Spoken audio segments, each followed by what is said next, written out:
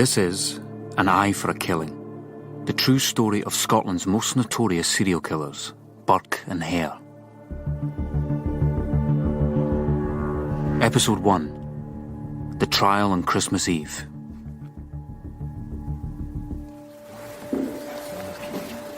It's Christmas Eve, 1828. It's night. The High Court in Edinburgh is packed with people. The stink from the public benches is so strong the court ushers shove open the windows, despite the winter cold. The gawping crowds pull scarves over their heads in a vain attempt to keep warm. Silence in court! Silence! This is no ordinary murder trial.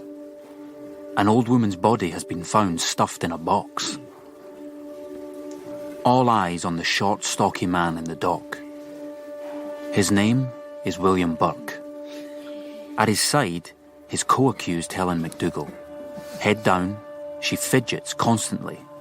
Burke puts his hand on her arm, reassuring her.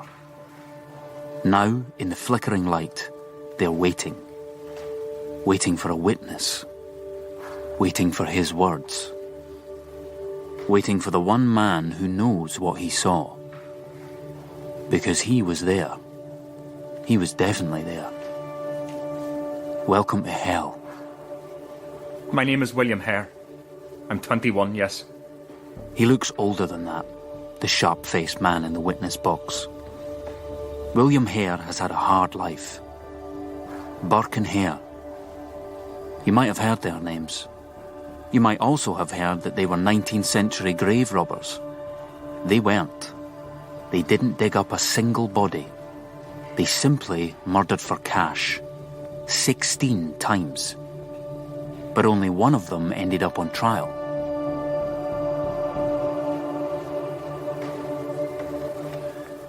I swear by Almighty God, and as I shall answer to God at the great day of judgment, that I will speak the truth, the whole truth, and nothing but the truth. William Hare looks round all the faces. He seems unconcerned by what he's about to say and admit to. A warning. His evidence is graphic and brutal. It comes directly from the transcript of the trial. From nearly 200 years ago, William Hare speaks. Quietly, he begins. The woman was on the floor, and William Burke got stride legs on top of her. In the dock, Burke glowers at Hare, who maintains a 100-yard stare. She cried out a little, and he kept in her breath. Did he lay himself down upon her? Scotland's chief law officer, the Lord Advocate Sir William Ray. Yes. He pressed down her head with his breast. He put one hand under her nose and the other under her chin. He stopped her breath. For how long? 10 or 15 minutes. Did she appear dead, then? She wasn't moving. You were in the room, William Hare.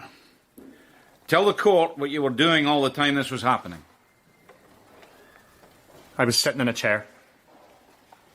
William Hare is not on trial.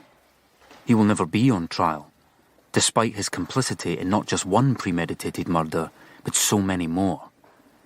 This trial, for the murder of Margaret Docherty, comes at the end of a 10-month killing spree that left 16 people dead. And all for money. This is a haunting story of murder on an industrial scale. It's dark, frightening, and plumbs the terrible depths of human behaviour. But there's also light, and life, and good people. There's a bright girl dancing. She hopes for a new beginning. I present to you me, the one and only Mary Patterson. There's a boy on the street with no shoes and a Rain Man mind. Wait now. My brain's clicking. Click. It's coming. Hold on. Click. January the 4th this year. It was a Friday. And May 6th. Oh, can you hear it? Clickety, clickety. That was a Tuesday. That's 2 pennies, sir, thank you. Oh, he's right, he's got it. That's in my almanac. Am I right, sir? And I'm right up here, in my head. Remember my name. I'm Jamie Wilson.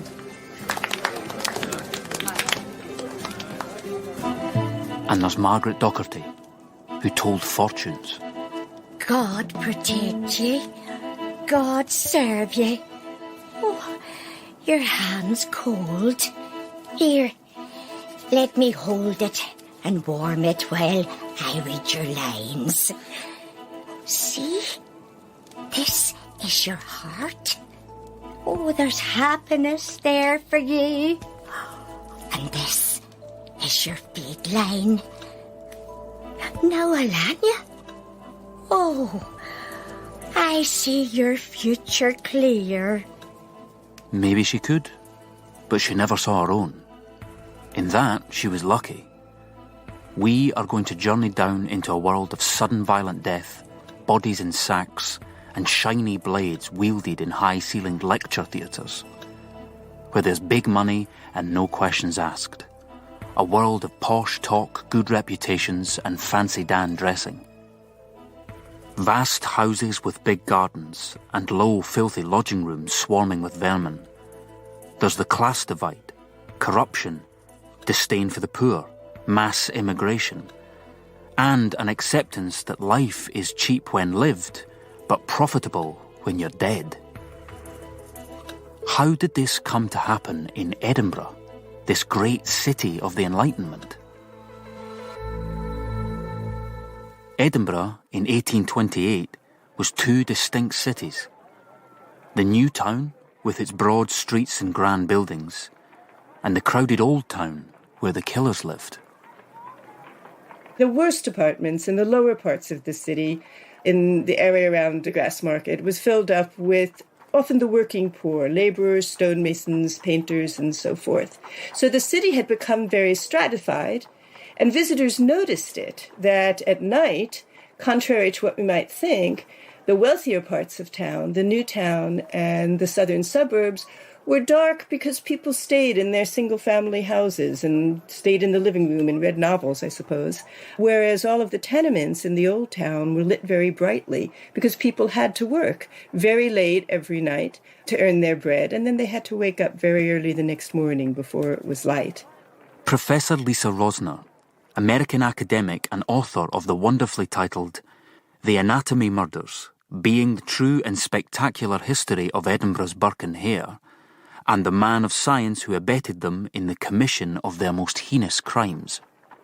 We shouldn't assume that a poor area means a bad area, that, for instance, the West Port, where Burke and Hare lived, was a perfectly respectable area. There were shops, there were working people, there were churches, there were even booksellers and lending libraries.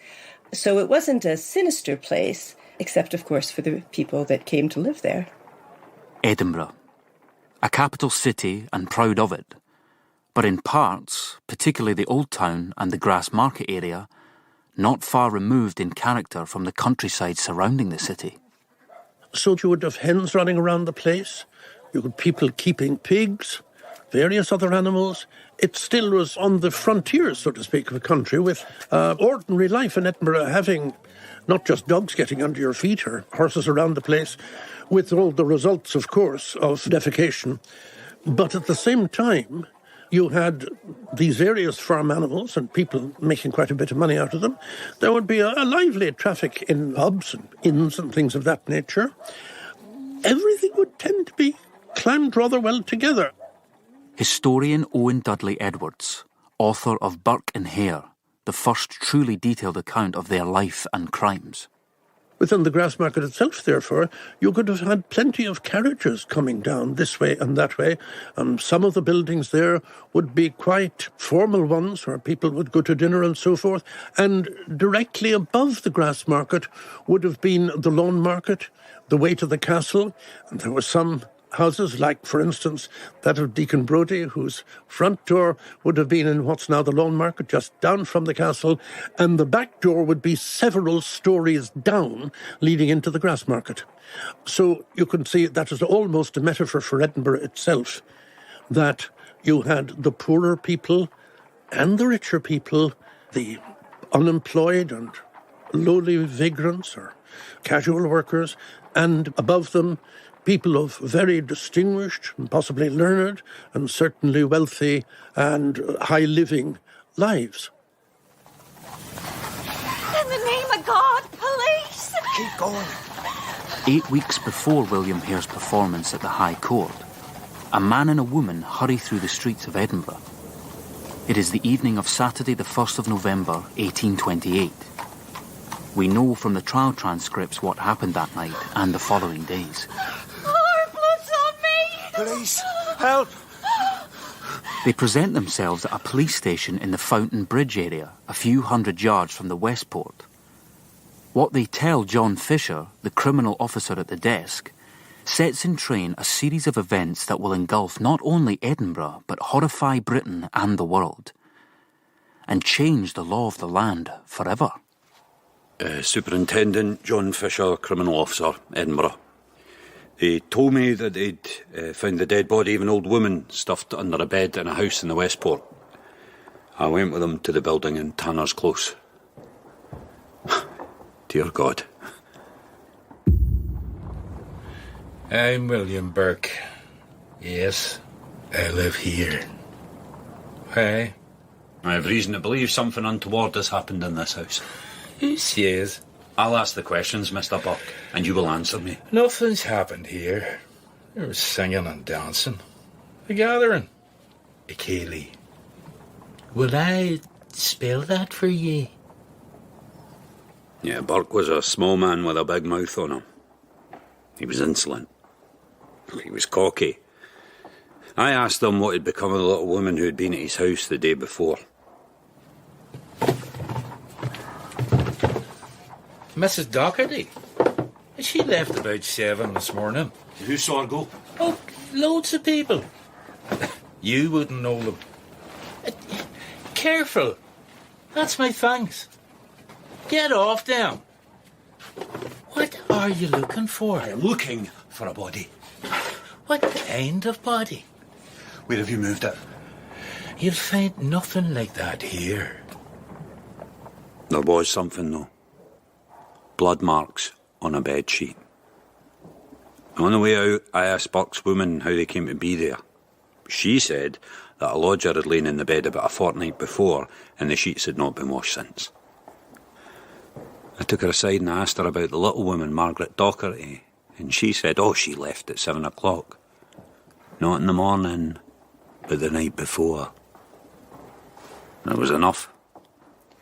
Because their stories didn't tally, I took the pair of them to the police office and locked them up. I returned to Burke's house, where I found a striped bedgown and more blood on straw under the bed. A neighbour told me that she'd seen a porter helping Burke and his neighbour William Hare carry a tea chest out of Burke's earlier. I didn't sleep. I knew where I'd have to go in the morning. Surgeon Square. It's along here and down to the basement. Criminal Officer Fisher knows that in Edinburgh there is a rip-roaring trade in dead bodies. In the schools of anatomy, where students train to be surgeons, they need a constant supply of subjects for dissection. The name of one anatomist in particular stands out: the flamboyant Dr. Robert Knox. The police would have known which doctors gave the best money. So it meant that you know that it's going to be Dr. Robert Knox who will actually pay higher money than will slightly younger people in competition with him. So from the point of view of the police and Superintendent Fisher, it made very good sense to try Dr. Knox first of all. It's one of Knox's assistants, David Patterson, who leads Criminal Officer Fisher to his gruesome discovery. This is us. Hold my light, please. Is that the box? It is. Undo the ropes. And be careful. It's all evidence. They come here all the time with bodies. I know. I'm just an assistant here. I've done nothing wrong. You take the lid off. Let me see. Lord God save us. She's stuffed in tight. Right, let's get her out.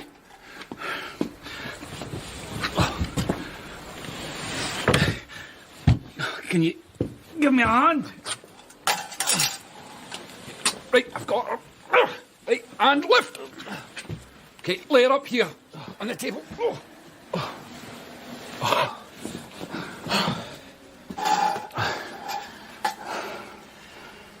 Poor soul. There's no marks on her. Well, not that we can see. But then I'm not the expert.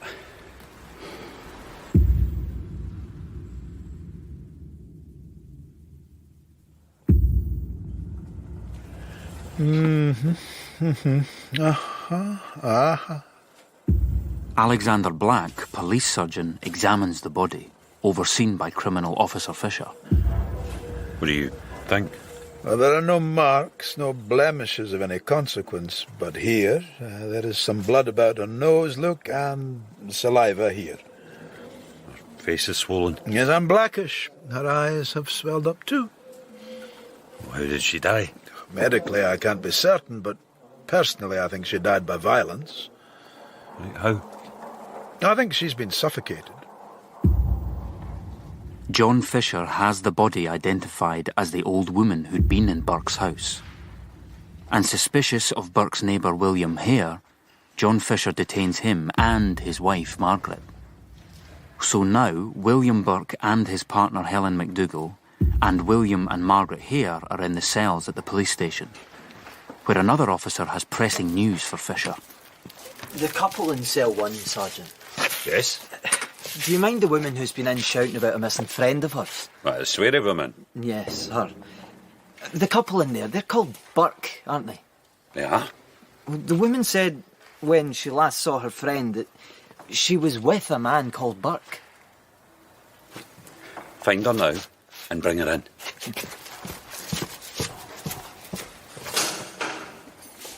They'll no see me, right? I'm not being seen. No, you're all right. They're in this cell. Okay, this is a simple thing. I'm not going in, I've told you. Just listen to me. They're in there, they can't see you. You don't have to go in. I'm going to lift the flap on the door here and you can peer through. I'll no be seen. You won't. They are bad bastards. You have my word. They won't see you. But you will see them, and I want you to tell me if you met either of them that day with your missing friend. All right. You ready? Yes. Right. Up on your toes. Look through. Now, you must be definite. It's him. Word spreads like wildfire in Edinburgh.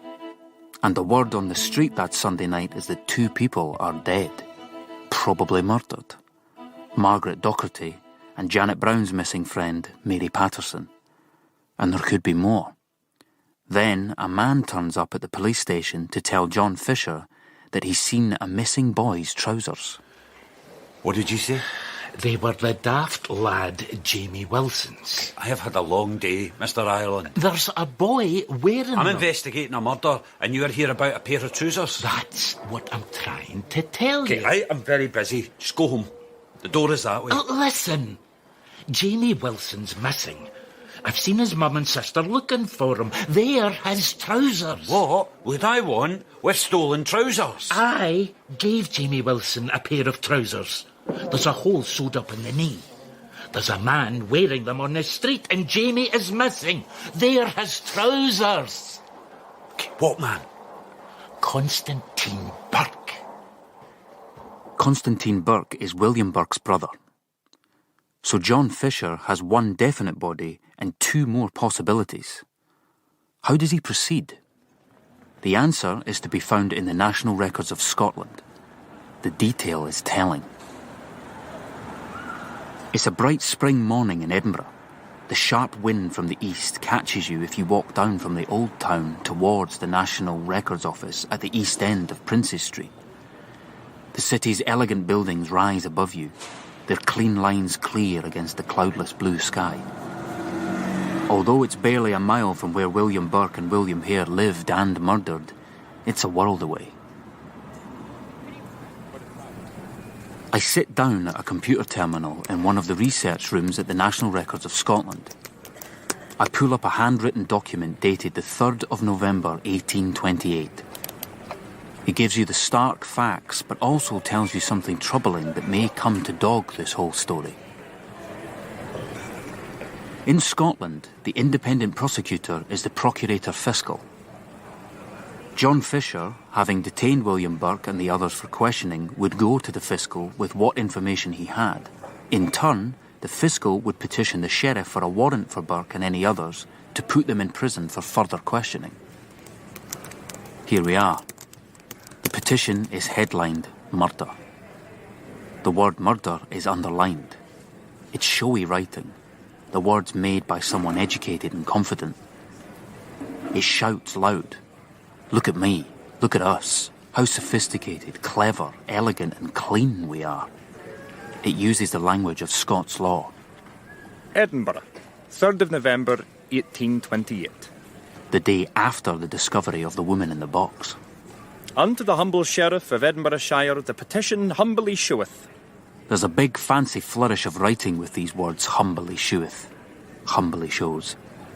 The H is huge and covers a fair bit of the page. The petition humbly sheweth that on Friday last 31st October, Mysie or Madgie McGonigal or Campbell or Duffy from Ireland. Her name is Madgie Docherty. The dead woman stuffed in a box and sold to the doctor. Was seen in the house of William Burke, a shoemaker in Wester Portsborough, in good health, and on the following day the body was seen lifeless under a bed in said house, and afterwards it was discovered that it had been sold to a lecturer in anatomy. From information received and circumstances discovered, it appears that the said William Burke, Helen MacDougall, who lives with him, William Hare, a labourer, and Margaret Laird, his wife, are guilty actors and art and part of the crime of murdering Mysie or Madgie McGonigal. Wait there. Say her name again. Mysie or Madgie McGonigal. I thought that's what it said. She's gone from McGonigal to McGonagate in a paragraph. Of course, having all these potential names is a minefield for anyone, and it could have been written in a hurry. But it is a legal document, and to me at least, it is telling that the words humbly sheweth are presented with such flourish and care. The names and titles of everyone are constant and correct, except that of the victim. She goes from McGonigal to McGonagate just like that. It's almost as if the person least considered in all this legal flourish is the victim. The old woman in a box. It's a theme that we will return to. But in the meantime, the Sheriff gives the nod and Burke and the others can be questioned further. The Sheriff grants warrant of officers of court to apprehend and incarcerate in the jail of Edinburgh for further examination. We'll come to the questioning of William Burke, but first, a star. Not just any old star, but a superstar. Gentlemen, please, I know there is anticipation and excitement, but settle down now. Please, settle down. Thank you. Thank you, gentlemen. I give you Dr. Robert Knox. Gentlemen, it's good to see you all here this morning. In my head, a sharp mind. In my hand, a keen blade. Let us begin. Here we have a subject laid out before us. Edinburgh in 1828 is one of the leading centres of medical training and dissection in the Western world. To teach anatomy, you need bodies, cadavers on which to demonstrate and practice. Where do you get them? From the poor, unclaimed in hospital, from criminals legally executed, and from the resurrectionists, Men whose job it is to dig up graves by night and sell the contents to the anatomists. Or as they'd call them, the doctors. Lisa Rosner. Edinburgh was a major centre for people studying medicine. Within Britain, the two cities that vied for being the major centres were London and Edinburgh. And they needed cadavers, and London always had the advantage for being a bigger city with bigger hospitals and more dying people. They had the advantage of proximity to the prison ships. So that Edinburgh had a marvellous medical educational establishment, but it didn't have the same facilities for bodies. Its hospitals were comparatively small and also extremely strict with what they did with their bodies.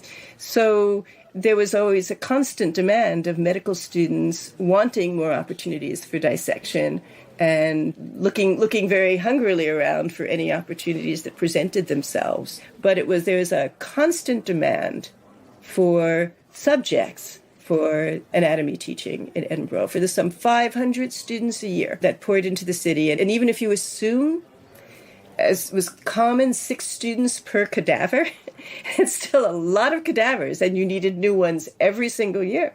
So there was an enormous demand. Students descend on Edinburgh from all over the world. But at the university, they find a drab and lazy professor of anatomy who owes his post to the fact that his father and grandfather held it before him.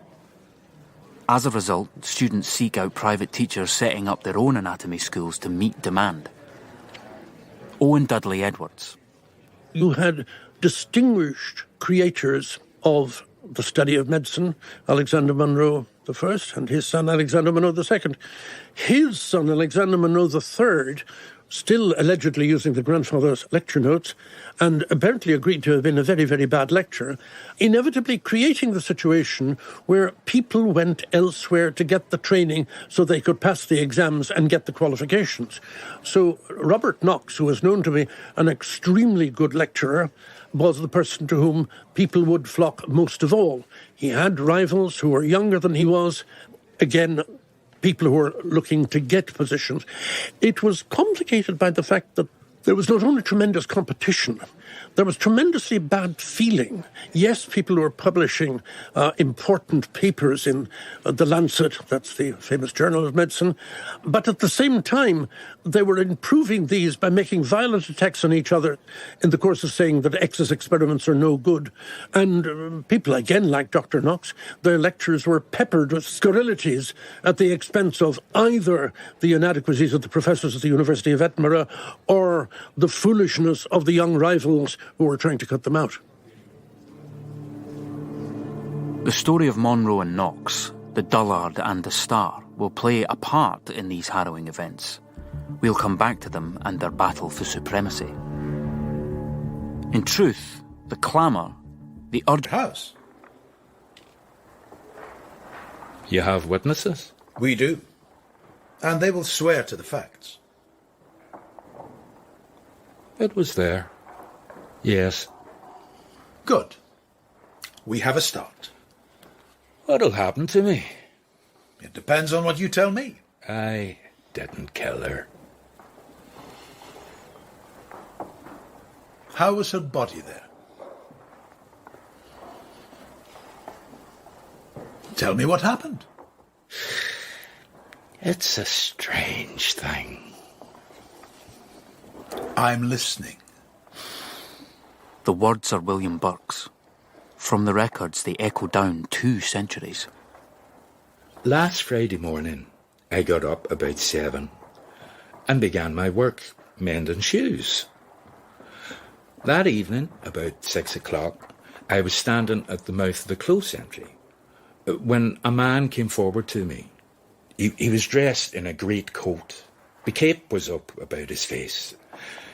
He asked me where he could get a pair of shoes mended. I took him home with me and got his shoes off and gave him an old pair in the meantime. I was working away and he was walking about the room and he says, "Oh, it's a quiet place." He said he had a box and asked if he could leave it there for a short time. I said, yes.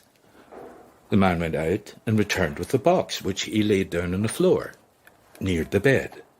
I was facing away from him, working at the shoes. I heard him unrope the box and then make a sound as if he was covering something with straw. Owen Dudley Edwards believes that Burke's story springs naturally from his upbringing and life experience. We do know about Burke that he was an absolutely charming man, that he was a delight to listen to, that he could, as we would say in Ireland, charm the bees off the flowers. It would be the natural thing for him to do. He's asked, so to speak, what story do you have to tell? It's a curious thing in the Irish language. And the word scill, wilen scillagoth, have you any story, is a way from saying, what news do you have? So that news and story become the same thing. From that point of view, therefore, you have to think of him as the entertainer, but also, in a certain sense, somebody who was partly believing his own rhetoric, his own stories.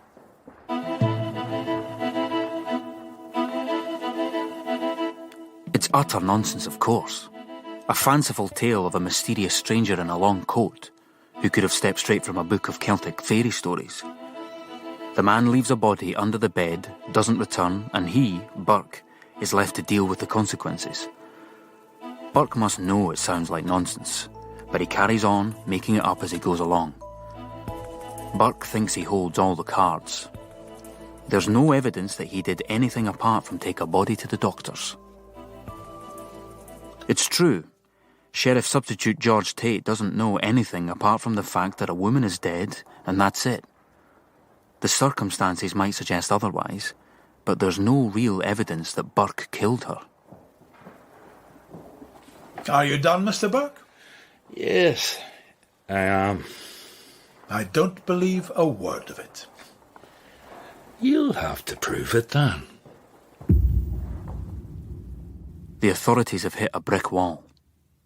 There are the 4 suspects: Burke, aged 36, his partner or common-law wife Helen MacDougall, the 21-year-old William Hare, and his wife Margaret, nicknamed Lucky. Despite questioning them, the authorities are stuck. There's no evidence of a murder. We do know that they could have been questioned separately. We suspect that they said very little. That would have been the smart thing to do. And again, there's no evidence that any of them were too dumb to know that. We do know that, again, faced with 4 people who, with lots of circumstantial evidence that there were serious crimes going on, but no direct, conclusive evidence that could be brought to trial. The ordinary procedure would be, when confronted with a gang, that the prosecution would try to find someone who would peach on his friends or on the gang members. Can they find a Judas? It's in the Old Town near St Giles Cathedral that Sheriff Substitute Tate comes after weeks of questioning the 4 suspects. He meets Scotland's chief law officer, the Lord Advocate Sir William Ray. We are no further on, Sir William, and rumours are spreading about possible further killings. I have heard them. Are they true? No, I can't say. We know so little. What are Burke and Hare like? Burke's clever, has a silver tongue. He's the older by a good 15 years. William Hare seems slow to me. So we have the body of the woman Docherty. It's jammed in a box and taken to Surgeon Square. We have the personal opinion of the police surgeon that she could have died by suffocation. And no witnesses to wrongdoing. No witnesses to a murder. You believe both of them were involved? I do. Come over. Look out there. All these people. That's where the rumours spread. It takes just a spark to inflame them. What they want is justice. The law doing its job. They want someone prosecuted and someone punished for murder. Otherwise, there could be rioting. We can't give them justice yet. Would either Burke or Hare turn King's evidence? We let one of them slip free for the sake of justice. That's a big risk. But worth it. I wouldn't trust Burke. He's sleek-it. Clever. Make Hare an offer. He gets immunity if he confesses. Tell him Burke blames him for everything. If we get a conviction, justice will be served. And if we don't? Just give it your best. Now stay seated, Mr. Hare.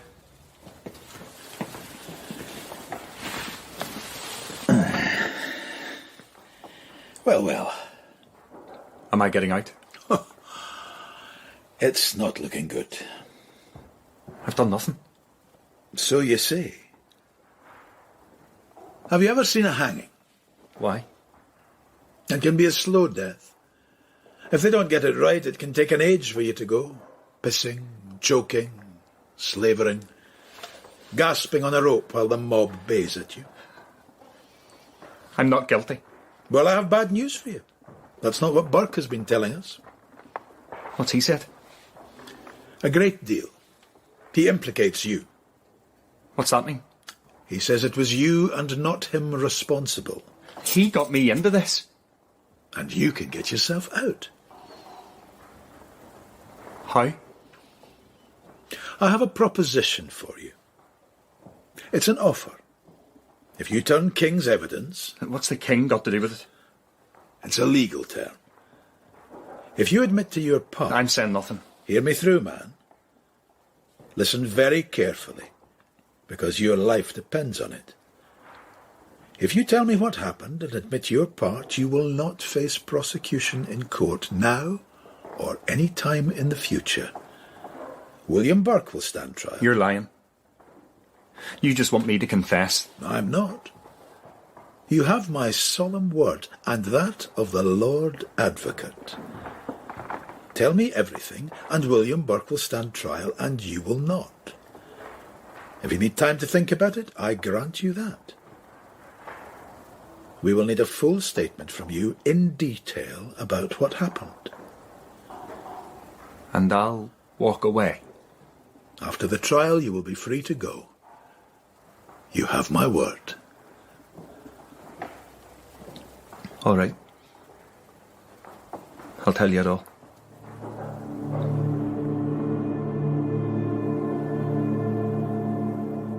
In the next episode, Hare condemns his partner in crime from the dock, and Burke begins to confess to the true extent of their horrific deeds. A total of 16 months.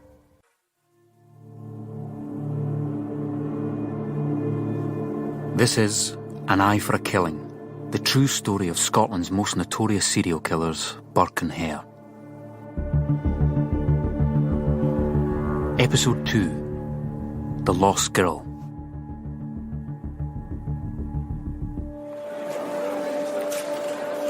It's Christmas Eve, 1828. It's night. It's cold in the streets of Edinburgh, but a crowd of people has braved the winter weather to stand outside the court buildings in the heart of the city's old town. Inside, a murder trial has been underway since. His aim now is to protect his public image at all costs and send William Burke and Helen MacDougall to the gallows. Hare is cross-examined by the eminent defence lawyer Henry Coburn, who represents MacDougall. The words come from the trial transcript of 1828.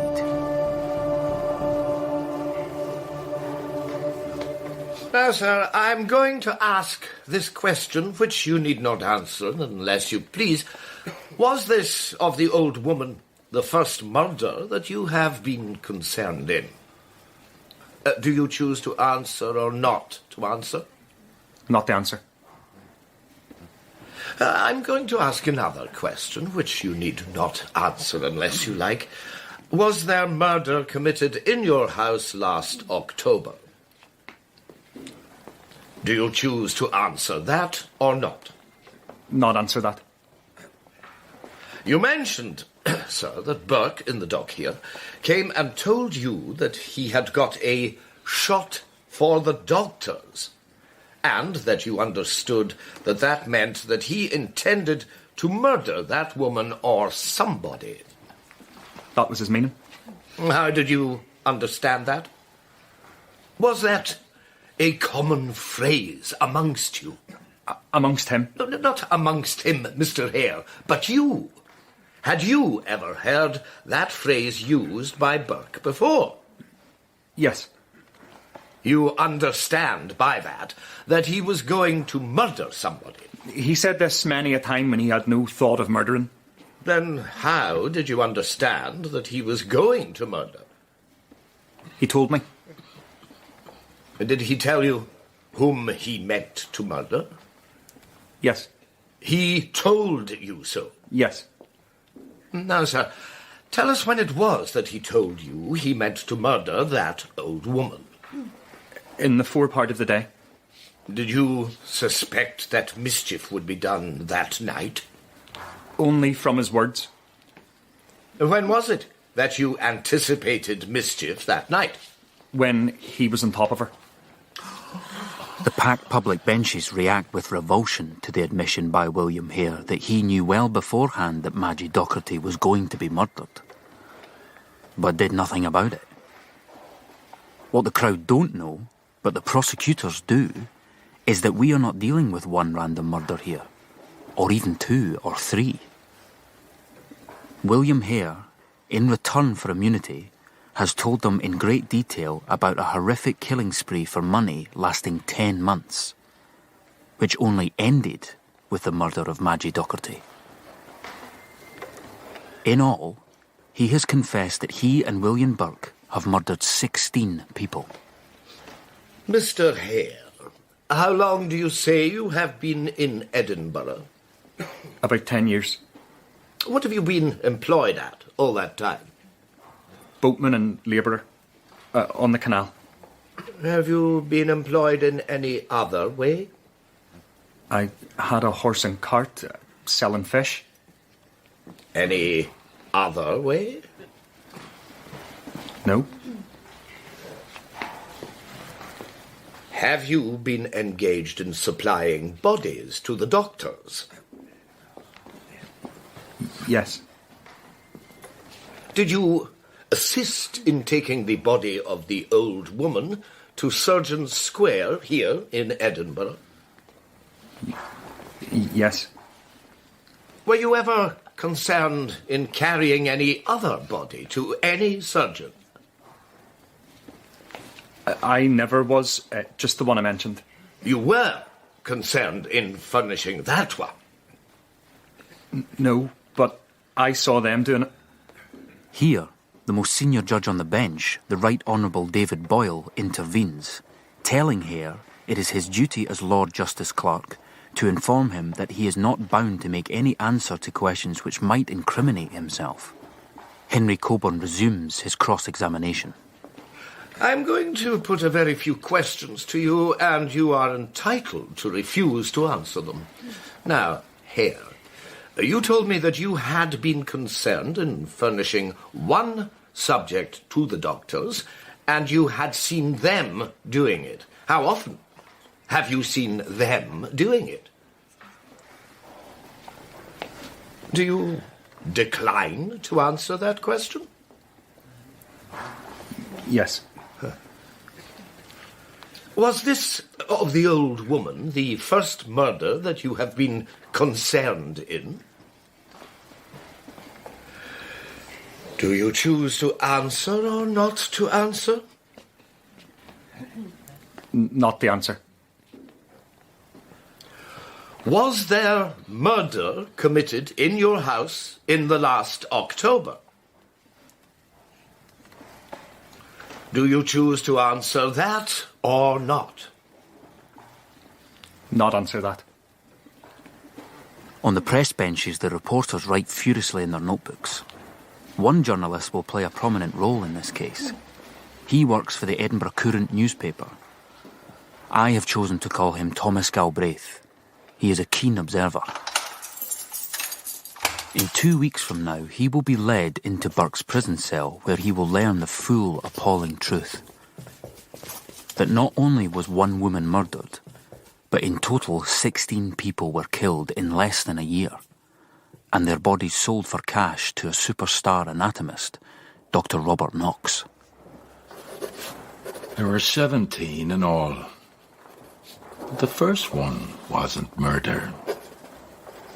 William Burke, canal labourer, cobbler, mass killer, sits shackled and restrained in his cell. He is small but powerful. His eyes flick around the cell as he speaks. But then he looks directly into Galbraith's eyes. It's a look he can hold. He's good at it. He's practiced. He is speaking directly to you. It makes you feel on a good night his charm, a bad night his power. He was an old soldier. Donald, I think. He was Hare's lodger, and he died in his bed, owing Hare rent.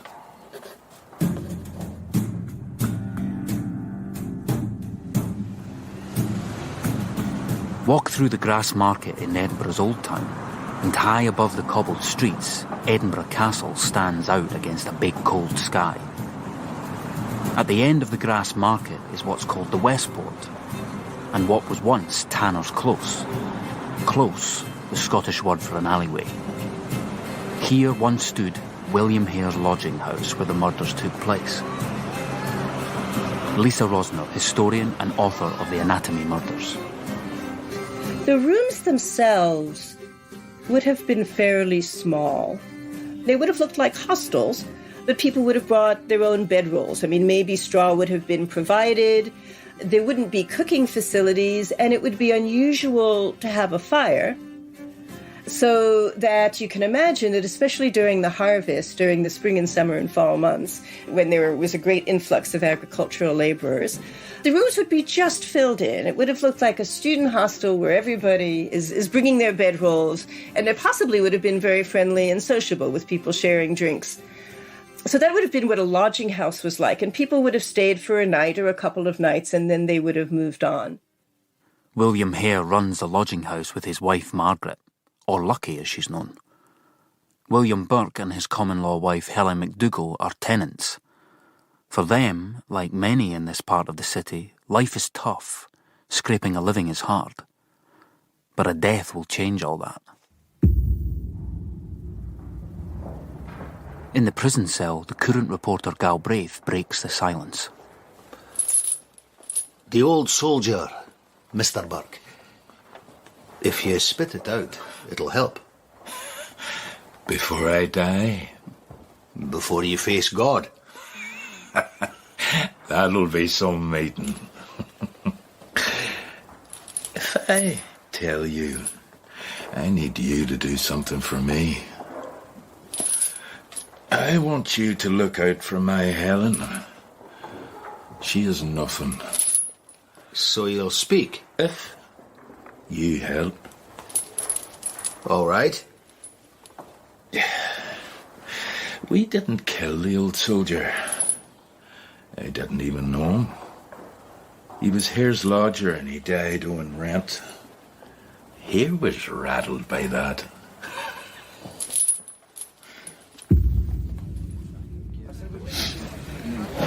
He was due to pay me back when his pension came. The old bastard's died. How much? £4. We were good to him. Letting him stay till he got the money. I need your help. I don't know £4. No. We could sell him to the doctors.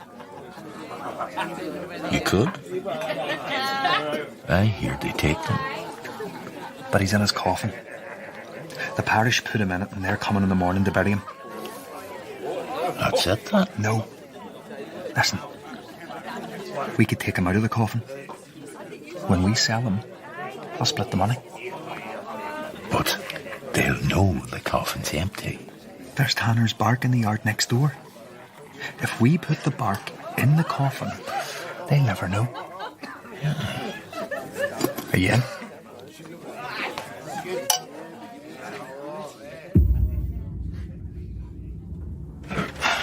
I'm being careful. Don't splinter. And chain.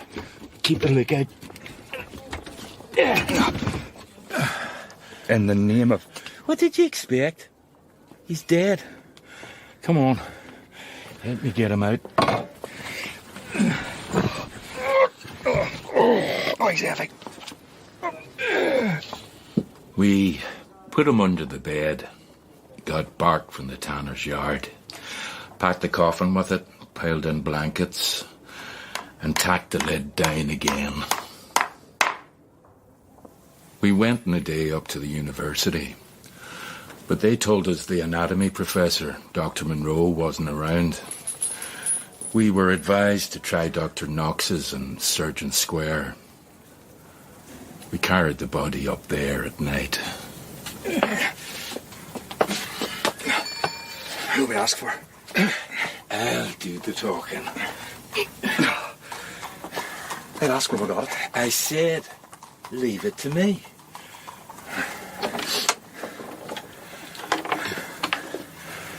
Can I help you? Good evening, sir. We can help you. We've got something for you. Come inside.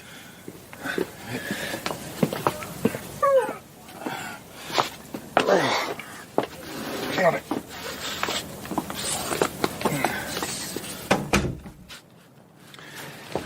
Lay the sack there and open it up. Take the shirt off. Dr. Knox will want to see the whole torso. Not seen you before, have I? No, sir. But I recognise you. You're Patterson. You live around the Westport, don't you? I'll keep to the task in hand. We were recommended to come here. We're new to this. Your names are? What are you wanting that for? Sir. The records. John. William. John and William what? That'll do you. Sir. Dr. Knox. He was a showy man with a bad eye. He was dressed fancy, as if he was rushing out for his dinner. What have we here, then? He's old, but he'll do. Very good. Pay them, Patterson. £7 and 10 shillings. Good evening. 10 shillings. Thank you, sir. Good night. Well, good night to you, John. Remember, if you have any other subjects to dispose of, we'll be glad to see you.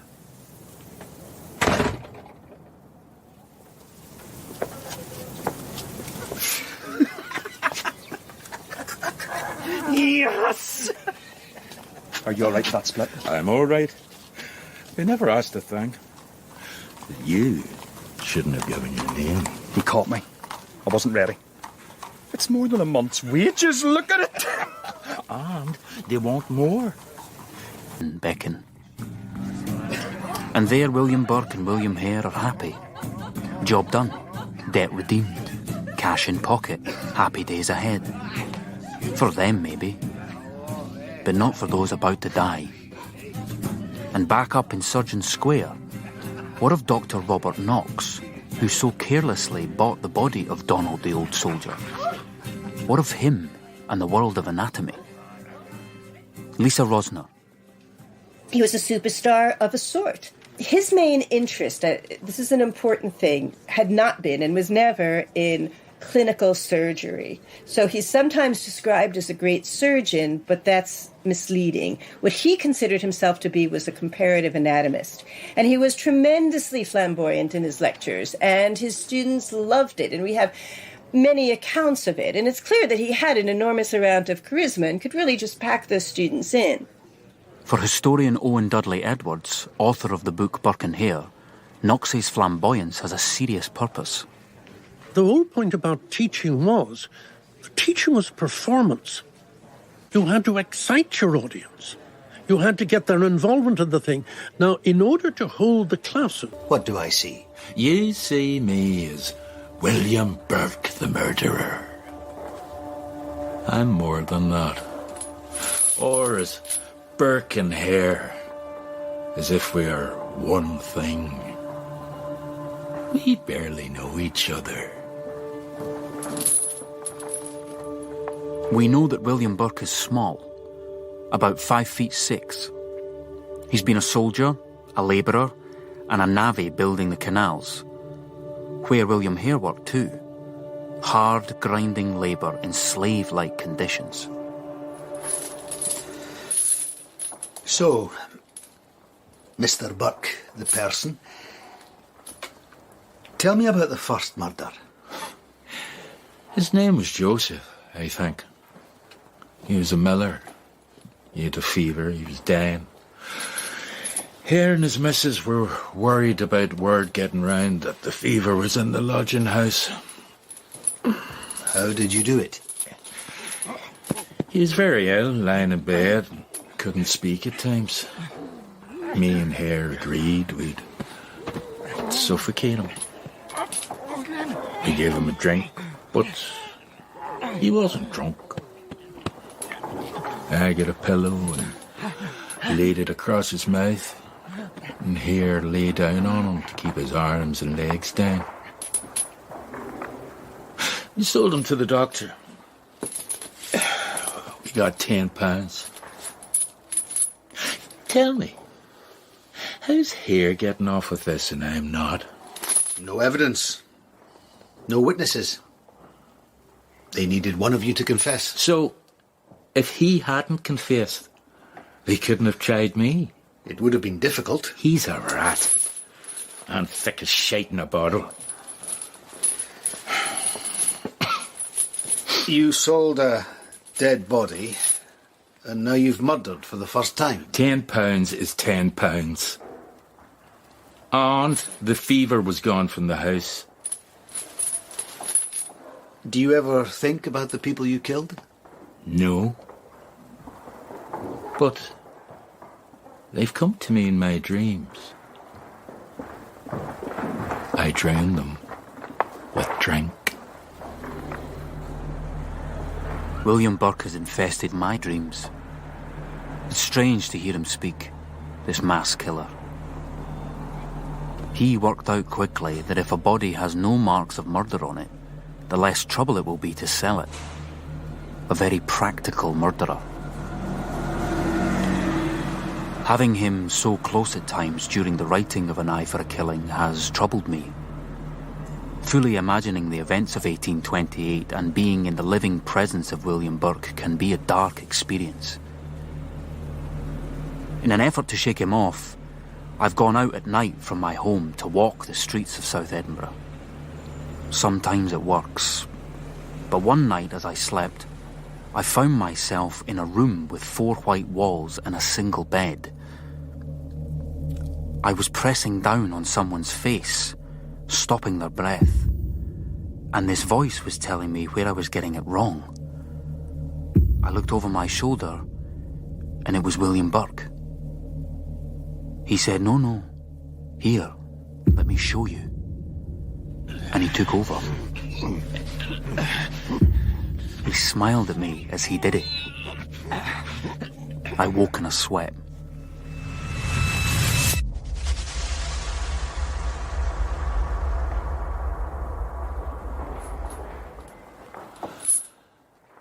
I have thought about the girl. Who was she? With the long hair. Patterson. It was rough. Mary Patterson. There are 2 women, the best of friends. Mary Patterson and Janet Brown. Janet is 28, Mary 18. Yes, Mary! Go! Afterwards, Janet Brown tried to tell her story to anyone who would listen, but nobody did, until it was too late. And by then, others were dead. That's faster, Mary! High kicks! yes! Hey!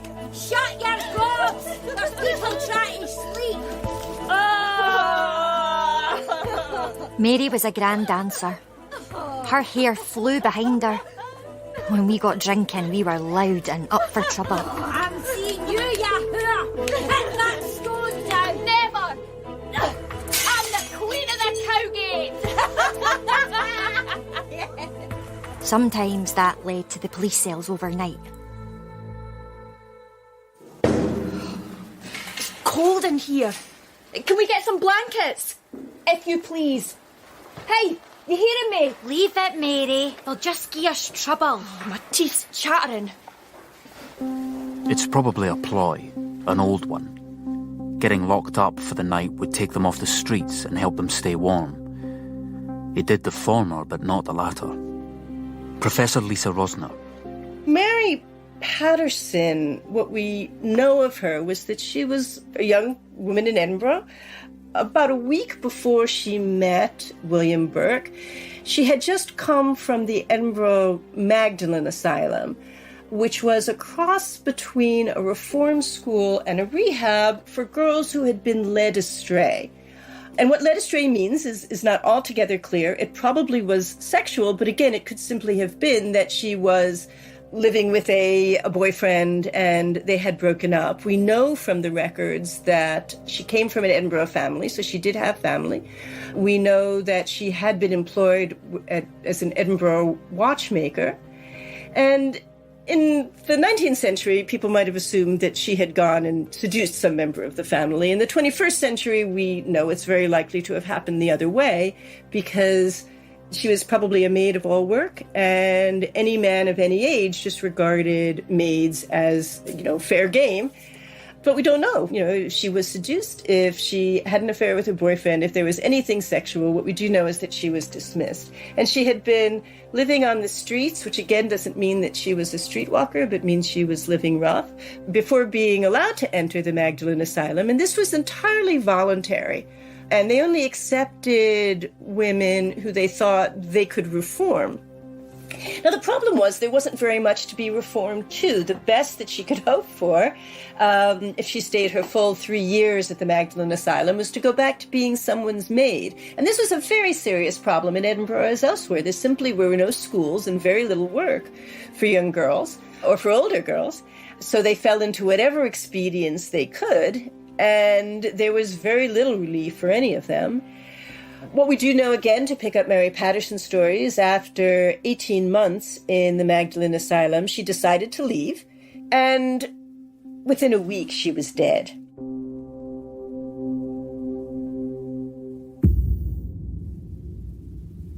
In the morning, sobered up, Janet Brown and Mary Patterson are turfed out of the police station and head up the city's Canongate in search of a drink. It's the last few hours of Mary's life. Good morning, ladies.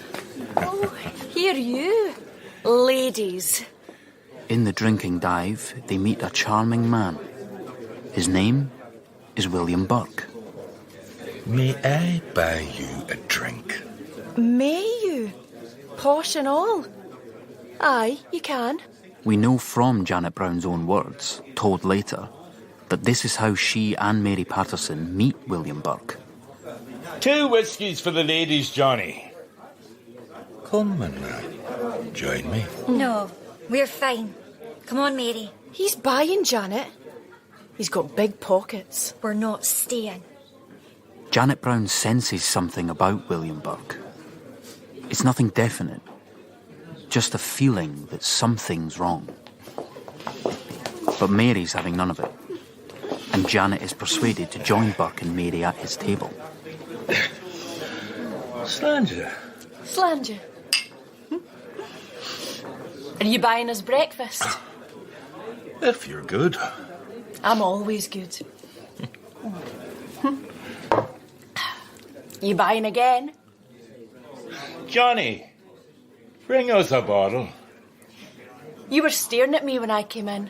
Oh, it's not a sin to look at a pretty girl. Oh, hear him, Janet. He's got a tongue on him. I have. And it can do magical things. And so the morning drinking begins. William Burke sings and tells stories. He makes them laugh. They drink more. Soon, William Burke is cozying into her. It's her body he wants, but not in the way she thinks. Have you ever been in love? Come on, Mary, let's go. She's fine. Let her be. Yes, I'm fine. Have you ever had great love in your life? Ah, yes. I was in love forever, I thought. What happened? I lost her. And her baby she was having. Oh, that's dreadful. Oh, I'm sorry. It's all right. They live in here. In my heart. Oh, I'm sorry. I didn't mean to. You're all right, Mary. It's all right. It is far from all right. The drunken morning descends into chaos. Mary is drunk within the hour. William Burke is not.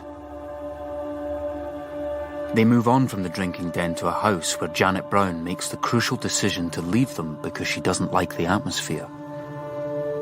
By early afternoon, Mary Patterson is dead at the hands of William Burke and William Hare. Her body will be carted up to Surgeon Square and sold for £10. Mary Patterson, the lost girl. I say that, but I am wrong. I have reduced her, as she is often reduced, to a single role, that of victim. But Mary Patterson brimmed with life. She had wit and a wildness. She was 18 years old. She could have had a long life if she hadn't, in a sliding doors moment, entered the drinking den that morning. Instead, she ends up on a slab, her hair cut off, ready for dissection by the esteemed Dr. Robert Knox.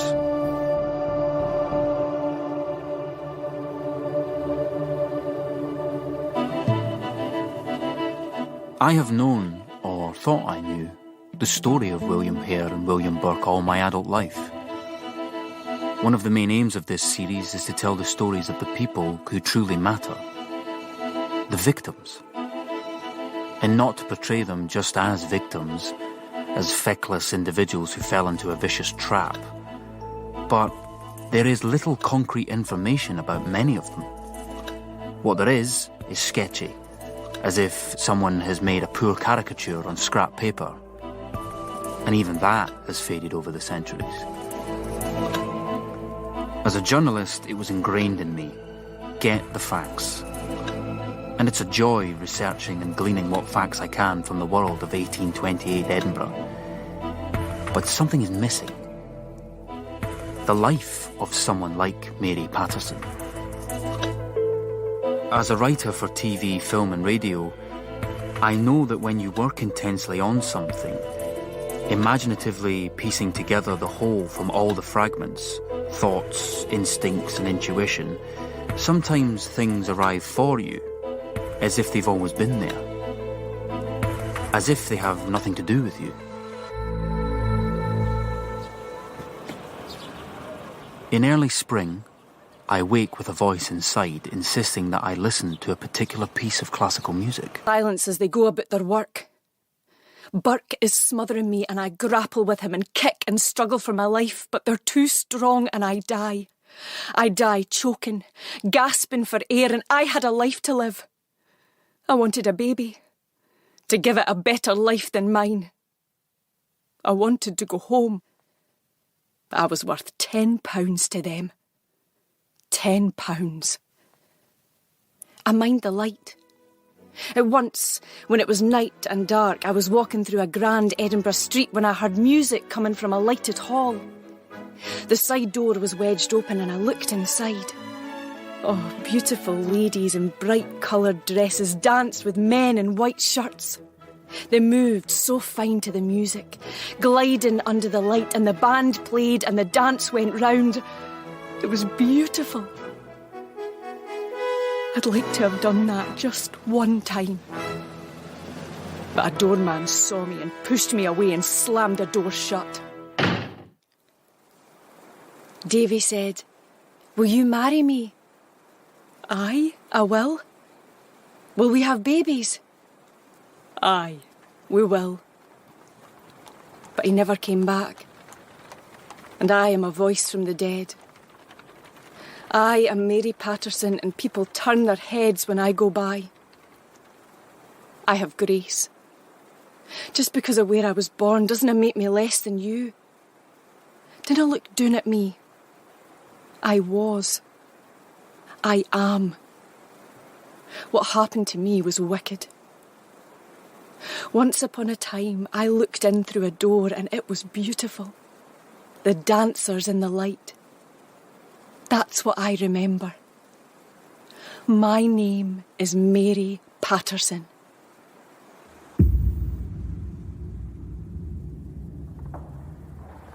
You watched her at the inn, Mr. Burke.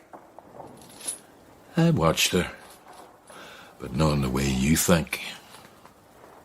Business is business. You calculate. I watched and listened and waited for my moment. I knew she'd be easy if I got her away from that friend of hers. That was the job of the morning, and I did it. I'm good at it. It's not easy. It's hard work, killing people. Don't get clever. I'm telling you how it was. It takes its toll. You're thinking about it, planning, takes over your life. You can't be in a room and you're thinking, well, they do. You sidle up and you get a sense of them. Is there a weak spot? What can I act on? Can I charm my way in, or will they do anything for a drink? If they're drunk and senseless and I've pretended to drink with them, we're on the way. Money for the month. Job done. You picked on weak people. So you're saying. All right. We've got 2 you murdered. Disposed of. Tell me the others. Aye. All right. Are you ready? Short, stocky, charming and powerful, William Burke takes a breath, then begins. In the next episode, we give a voice to some of the other innocent victims. This is An Eye for a Killing, the true story of Scotland's most notorious serial killers, Burke and Hare. Episode 3, The Innocent and the Guilty. In his prison cell in Edinburgh sits the mass murderer William Burke. He's chained to a table. Across from him is Thomas Galbraith, a reporter from the Courant newspaper. In a slaughtering spree lasting 10 months in 1828, Burke and his fellow mass murderer William Hare have killed 16 people and sold their bodies to the anatomist Dr. Robert Knox. Now, in an extraordinary confession, Burke is keen to get things off his chest.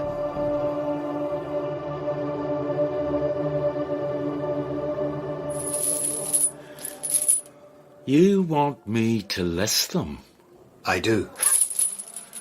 They get mashed up in my head. There were so many. I'm waiting. I don't remember them all so clear. I might forget one. Just try. The pensioner Donald, we didn't kill him, but sold his body because he owed Hare rent. The man who was dying, the miller, smothered and sold. Lodgers with the Hares. Effie, the woman from Gilmerton, who came to Hare's lodging house. An old woman, an Englishman. The woman Haldane. A cinder woman, she got drunk and Hare suffocated her. There was a woman and her grandson, I think. The boy was soft in the head. Mary Patterson. A washerwoman who'd been washing in Hare's house. A woman called McDougall. She got drunk, I think. I had an eye for a better life. And who's to say I was wrong? Me and all decent people. I'll tell you about decent people. They lie, they cheat, they steal, they build a big wall around themselves. I listen to them in court. They don't know my life at all. They leave the court and climb in their carriage and it rattles away across the cobbles into the eerie part of the city. They're known the mud and the struggle. You're hungry and need to eat. What did you do with the money? Bought shoes and clothes and food and drank. Hare bought pigs. I got careless. With Jamie Wilson? He was the one.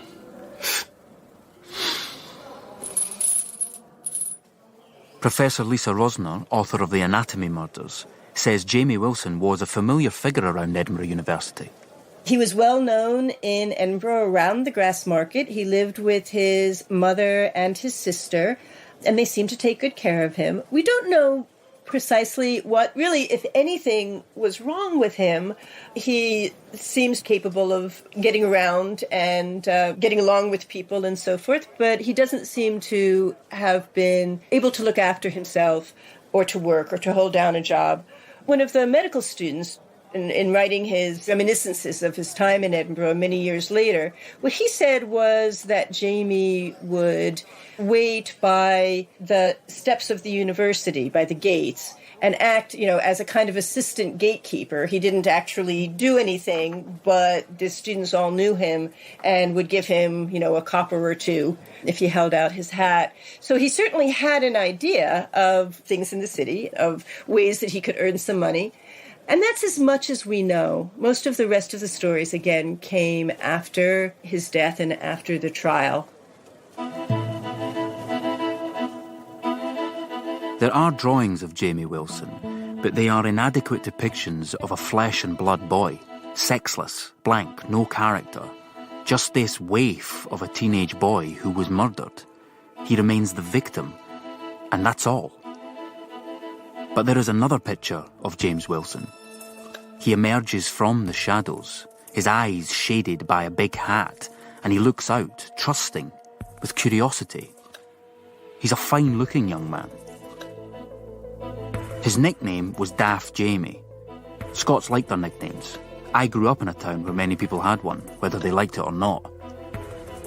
These names can imprison someone forever, hold them in a once-held position for the rest of their lives, when in fact they've moved on, blossomed and bloomed.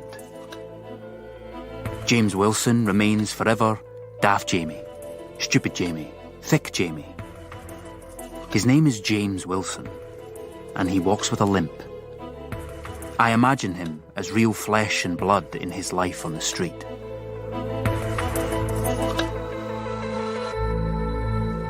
Is there sweeties? I like rock. If you like. It won't cost you much. I've no money. That's a fine pair of shoes.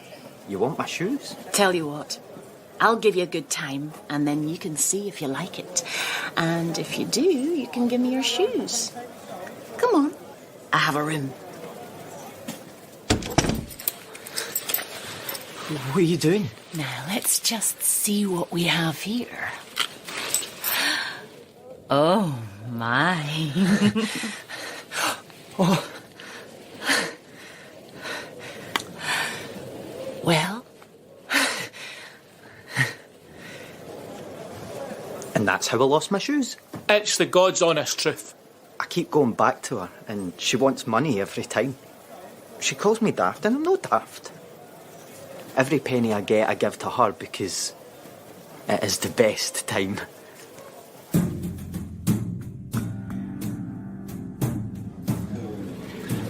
Tell them about the numbers. It's a trick I learnt. You can do things no one else can. It was bad. I got in trouble. It wasn't all bad. We'll show you. January the 4th, 1812. Wednesday. And we know it's true. I have a book with all the dates. It's cried an almanac. I learn it. I remember things. Bobby was born on the 4th of August 1812, and his mother was born on the 7th of September 1795. There's that man. Burke. Didn't like him. You look thirsty, lads. Let me buy you a drink. I don't like that stuff. Oh, well, that's good. You've got to keep a clear head for what I have in mind. I was hearing about your memory trick. You and me should work together.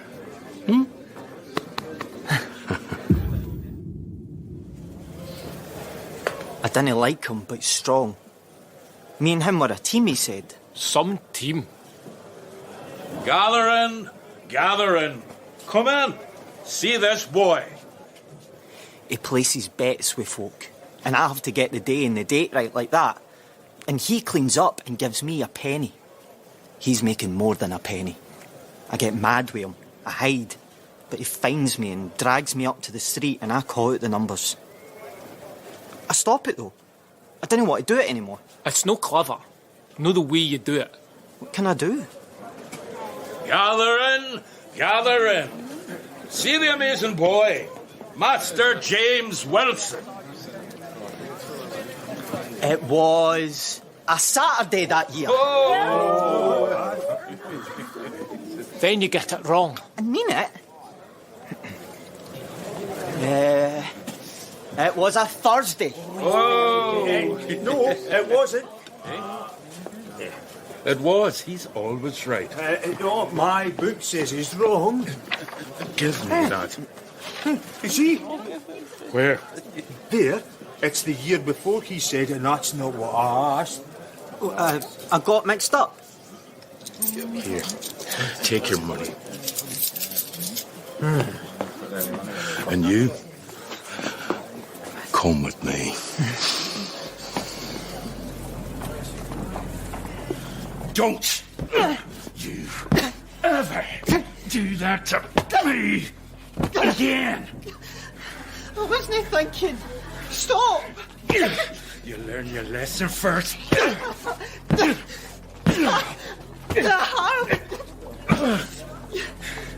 have to make sure.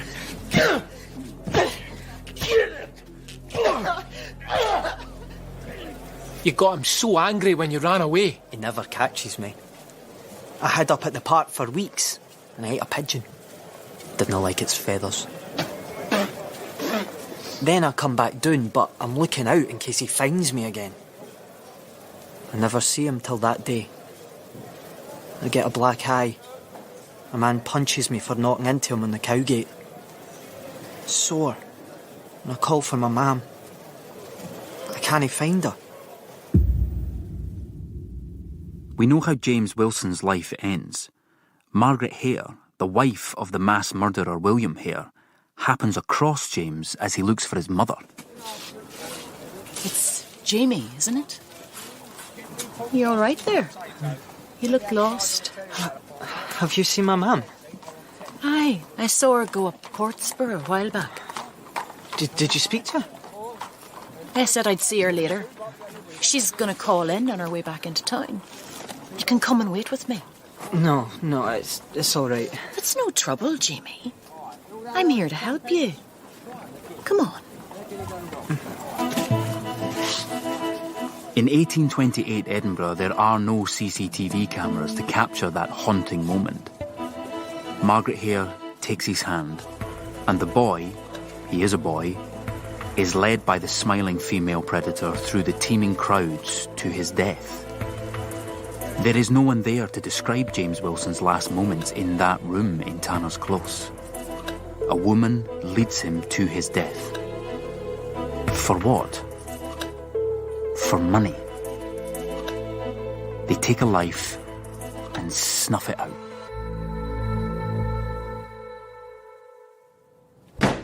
Mr. Burke, it's you. Aye, it's me. And this is Mr. Hare. Come here! You're hurting! Where's my man? It takes a while because he's a strong lad. He fights for his life. But then, silence.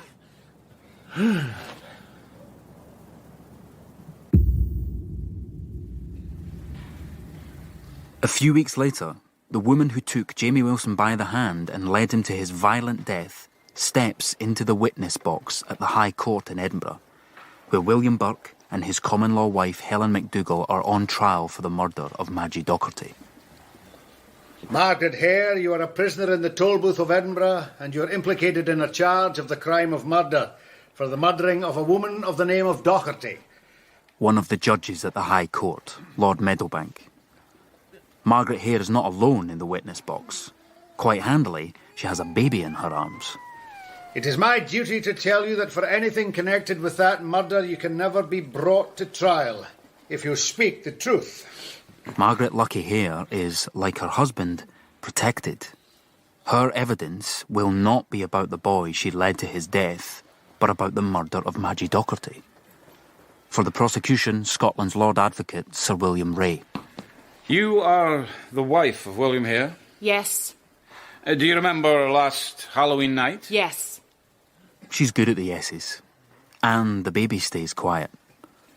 Margaret Hare tells the court that Helen MacDougall, Burke's partner, came to her house in the afternoon or evening. She said there was a shot in the house. That was the word she used. Did she say anything about her husband? Yes. She mentioned that he'd fetched the woman in out of some shop. Did she say expressly that they meant to make away with this woman? No. Did you understand it in the house that that was the person meant to be made away with? Answer the question, please. I did. Did she say anything about what was to be done with the woman that night? No, sir. She did not. You said your reason in understanding the word shot was you had heard that word expressed on former occasions with that meaning. The meaning of murdering a person or making away with them? Yes. Was there a quarrel between Burke and your husband that night?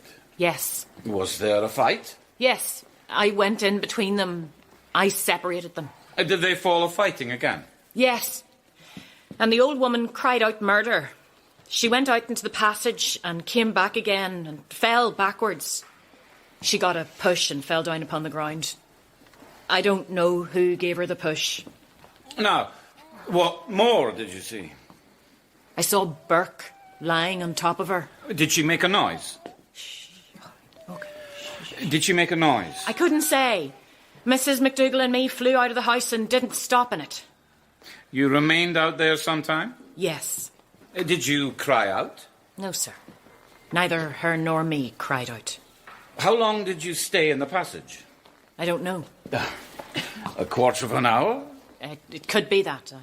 Now, when you came back again, did you see the old woman? No. Seeing nothing of her, what did you suppose? That she had been murdered. I have seen tricks like that before. Indeed she has. Margaret Hare and Helen MacDougall are, to me, fully paid-up members of the highly efficient murder gang. There is no trial for the murder of Jamie Wilson.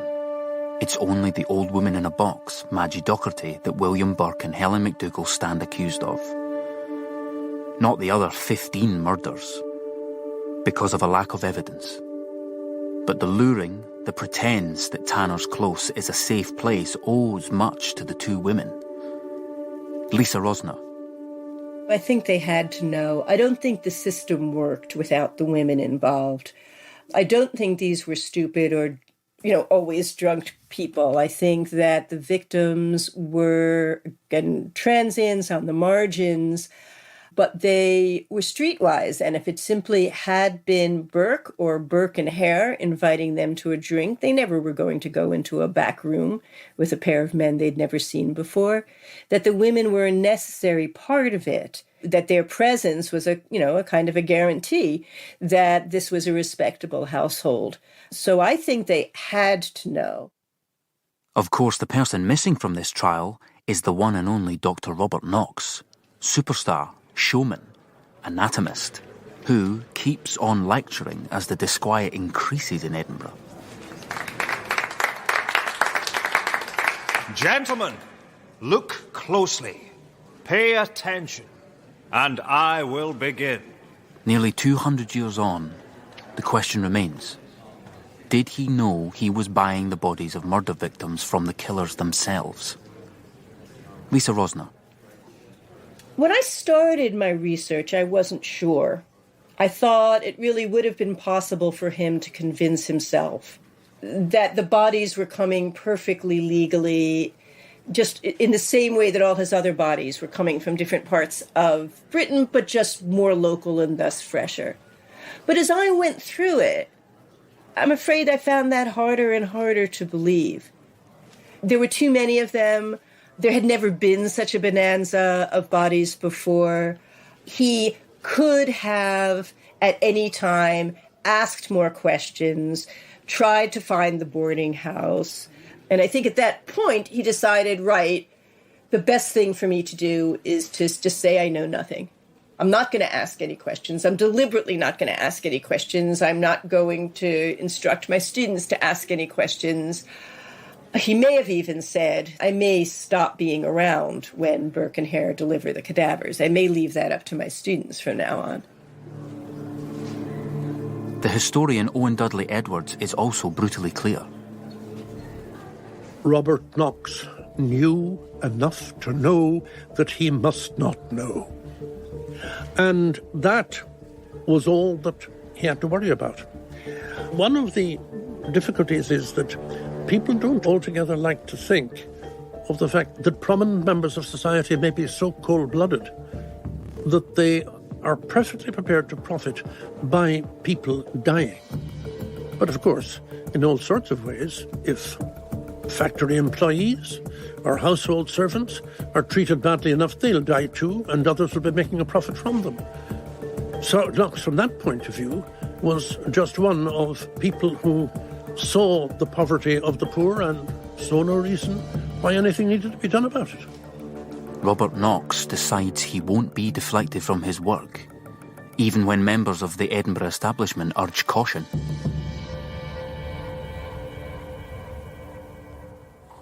Mr. Donaldson, this trial is of no concern to me. Have the authorities spoken to you? They spoke to the doorman, but that's the size of it.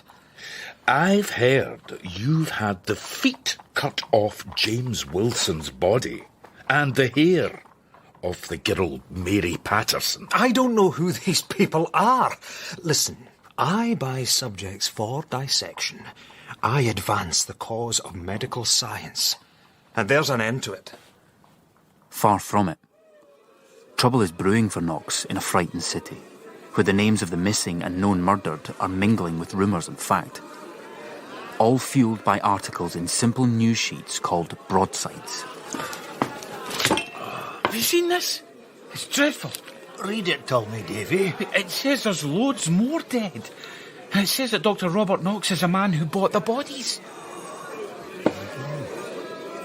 Dr. Graham Hogg, a curator at the National Library of Scotland, which houses an expansive digital collection called The Word on the Street, defines these broadsides in modern-day terms. If you just wanted something on a single issue that was cheap, cheerful, and then could just be thrown away afterwards, you'd buy a broadside. And they were like the social media of the day. They were printed very quickly, and they were sold either directly from the printer or from hawkers in the streets. You just grab a copy if you had a penny in your pocket. And sometimes they would be pasted on the walls of coffee houses or pubs. And sometimes they were pretty free and easy with the facts. It didn't matter so long as it read well, usually in quite simple, emotive language. And we'll never know who wrote them. All we know is that hundreds and hundreds of these broadsides were printed, and most of them don't survive. They were just thrown away. Thrown away, but not before inflaming passions in a scared populace. We should hang them ourselves. We never get near them. We'll have knocks then. The judges. No, Burke and his missus. Wait. It's no seasoned. There we go now.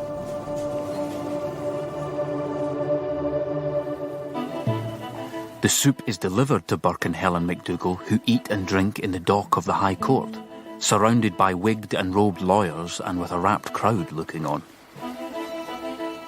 It's easy to forget, with so many people wiped from the face of the earth, that it's just the one murder they are alleged to have carried out. Lack of evidence means the trial is concerned only with the killing of Madgie Docherty. The talk is of the old woman, as if that is what she always was, before she became the dead woman, or the murdered woman, or the victim. Madgie Docherty had a life, and she was looking for her son. She didn't find him, but she found William Burke. The bell is above the door of a grocer's just up from the Grass Market. It's Halloween 1828. An old woman wearing a red striped dress walks into the shop. God bless you. I'm wondering if you can help me. But I want to join her, just before she enters the malevolent world of William Burke and William Hare. She's Irish, from Donegal, and we know she's come from Glasgow to look for her son Michael. He's been working at the harvest, farm labouring, and recently lodging in Edinburgh. But he's gone from his lodgings by the time Madgie Docherty starts looking for him. This Halloween morning, she sets off walking into the Cowgate in the heart of the old town. She'd have come through this busy thoroughfare, crowded with people setting up for the fair. Farmers, animals, shepherds mingle. In amongst them, pickpockets. And murderers too. Madgie Docherty is poor, she is hungry, and she is looking for kindness. God bless you. I'm wondering if you can help me. It's just after 9 in the morning. The young man behind the counter, William Noble, is kind but dismissive. No, there's nothing for you here. I'm sorry. I'll tell your fortune. Thank you now. I read palms. Good day to you. If you're sure. I am. At that moment, a smiling man steps from the shadows. It's William Burke. Wait a moment there. Here. There's something for you. Thank you, sir. God bless you. Where are you from? From Donegal. Oh, sure and all, that's where I'm from. If you don't mind me asking, what's your name, ma'am? Ma'am, he says. It's Docherty. It's never. It's never Docherty. That's my name. Here. My hand, Mrs. Docherty. We're from the same people in the same place. We'll be related. It's good to meet you. And you, sir. Ah, no sirs here. I'm William. Here.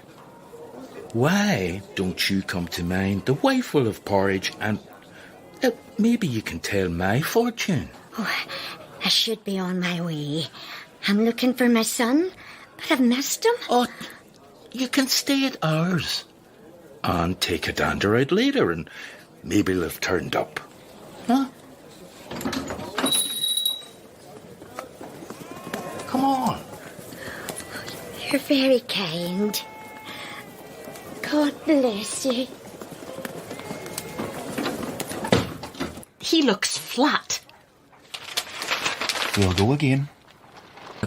In jail, William Burke is served a frugal breakfast. I'm starving. Not well. Take it or leave it. Where's Helen? I want to speak to my wife. What a lot for a killer.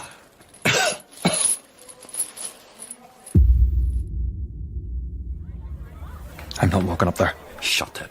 Move. William Hare, mass murderer, is walked incognito through the streets of Edinburgh to the courthouse. He's wearing a wide-brimmed hat pulled down over his head and an oversized coat. His jailer walks beside him. People will know me. Let's hope not. For your sake. Keep your eyes straight ahead. Up that close here. It's busy. Shut your mouth and keep walking. Good morning, Sandy. David. In the court's robing room, the judges gather. The Lord Justice Clerk, David Boyle, the Lords Pip Milley and Mackenzie, and Lord Meadowbank, Sandy McConaughey. It's some business. It's grim. Have you seen the mob outside?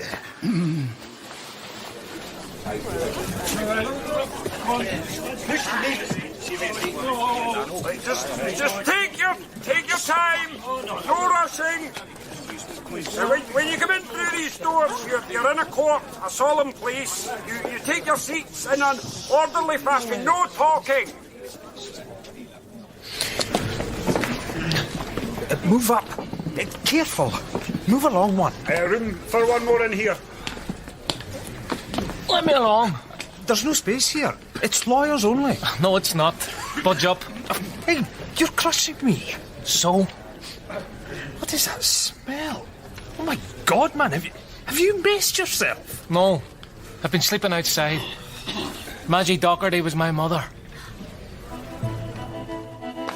I swear by Almighty God. Members of the all-male jury are sworn in and take their seats. Burke and MacDougall are led into the dock and sit flanked by 2 constables. After long legal argument lasting hours, a decision is made. They will not be tried for the murder of the teenage Mary Patterson and the boy of the street, Jamie Wilson. The charge will simply apply to the murder of Maggie Docherty. Someone once told me, 100 years is a blink of an eye in Edinburgh. Well, blink twice and we're here. Christmas Eve, 1828. The trial of William Burke and Helen MacDougall. And the evidence of a mass murderer, William Hare, who's as guilty as Burke.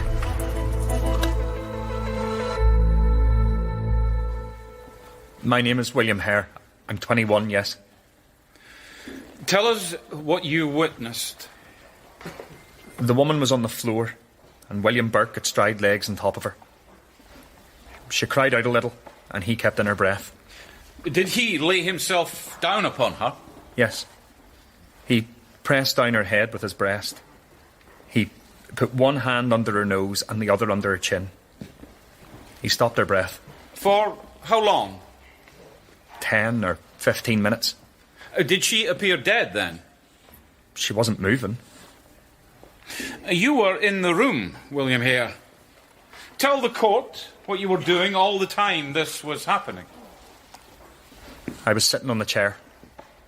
Hare's graphic evidence propels one of the people from his seat on the public benches. Let me out. Excuse me. And he scrambles out onto the street. What's happening in there? He's told how they killed Margie Docherty. They sold her body to Dr. Knox. Hang on! I think it's time we moved. Let's go. Let's go. Pass the potatoes, please.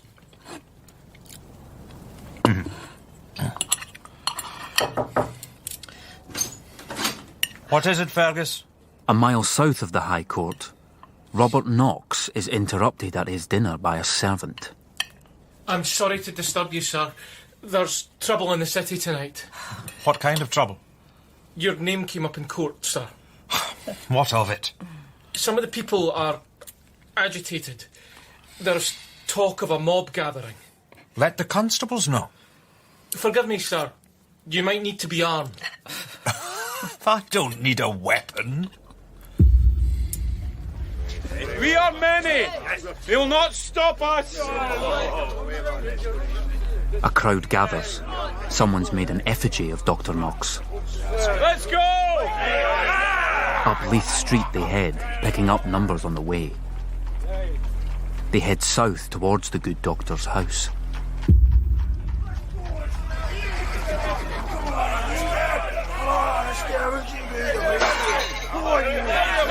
Stop right there! I order you to stop!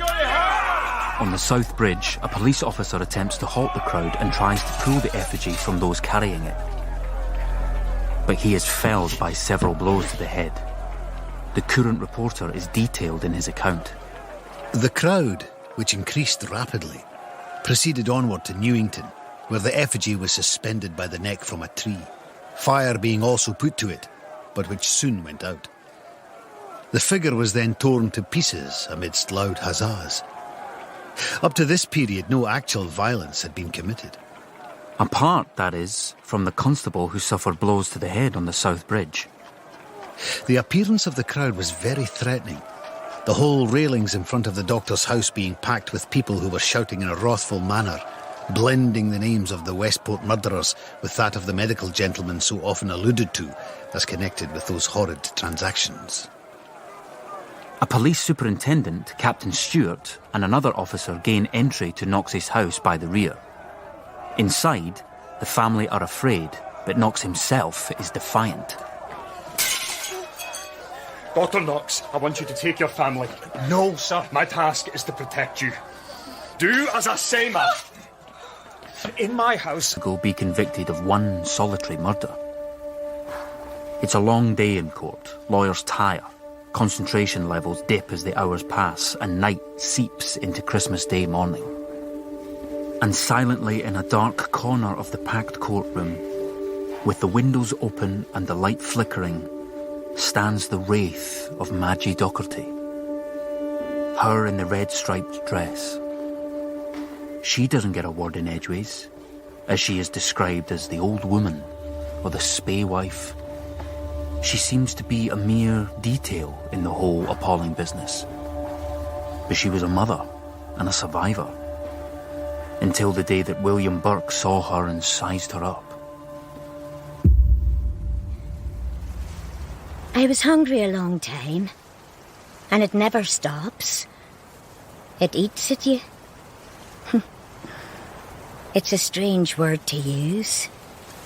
You want to eat, and you can't, because there's nothing to eat. And then it eats at you. People eating grass. People dead. Their bones sticking through skin. I've seen them. In Donegal, I found a family dead in a broken-down building. I took the mother's coat because I was cold. I'm ashamed. I was wrong. But I was cold. I was hungry. Lord, I was hungry. You don't know hunger till you see it and feel it in your gut every day. Michael, my son, he was always the strong one. He was off and away when the times got hard. I followed him here. I was sick in the boat in the storm. I worked on farms before I got ill. I heard Michael was over on the East Coast. I thought I'd walk to Edinburgh to find him. Michael was strong when he was born. And he'd be strong for me. I knew that, if I found him. But I was late in the coming. I gashed my foot on the way, and I wouldn't stop bleeding. I wrapped it tight with cloth and hurpled the rest of the way. I slept in the fields before coming into the town. And he'd gone. Oh, Michael. Michael, bless your soul. It's just me looking for you. I prayed. I found a church and prayed, and I asked for help and to be saved. But I heard nothing back. The drinking helps when you're hungry and cold. And it's black, dark, and you can't see the way forward, and you're lost. A lost soul. Drinking and a little dancing never harmed anyone. He was a charmer, that Mr. Docherty. Although they kept saying, "What are you calling him that? His name is Burke." And he said, "Oh, never mind what they say. They don't know what they're talking about. Dance with me, Auntie." And we danced. But then they fought. And then they came for me.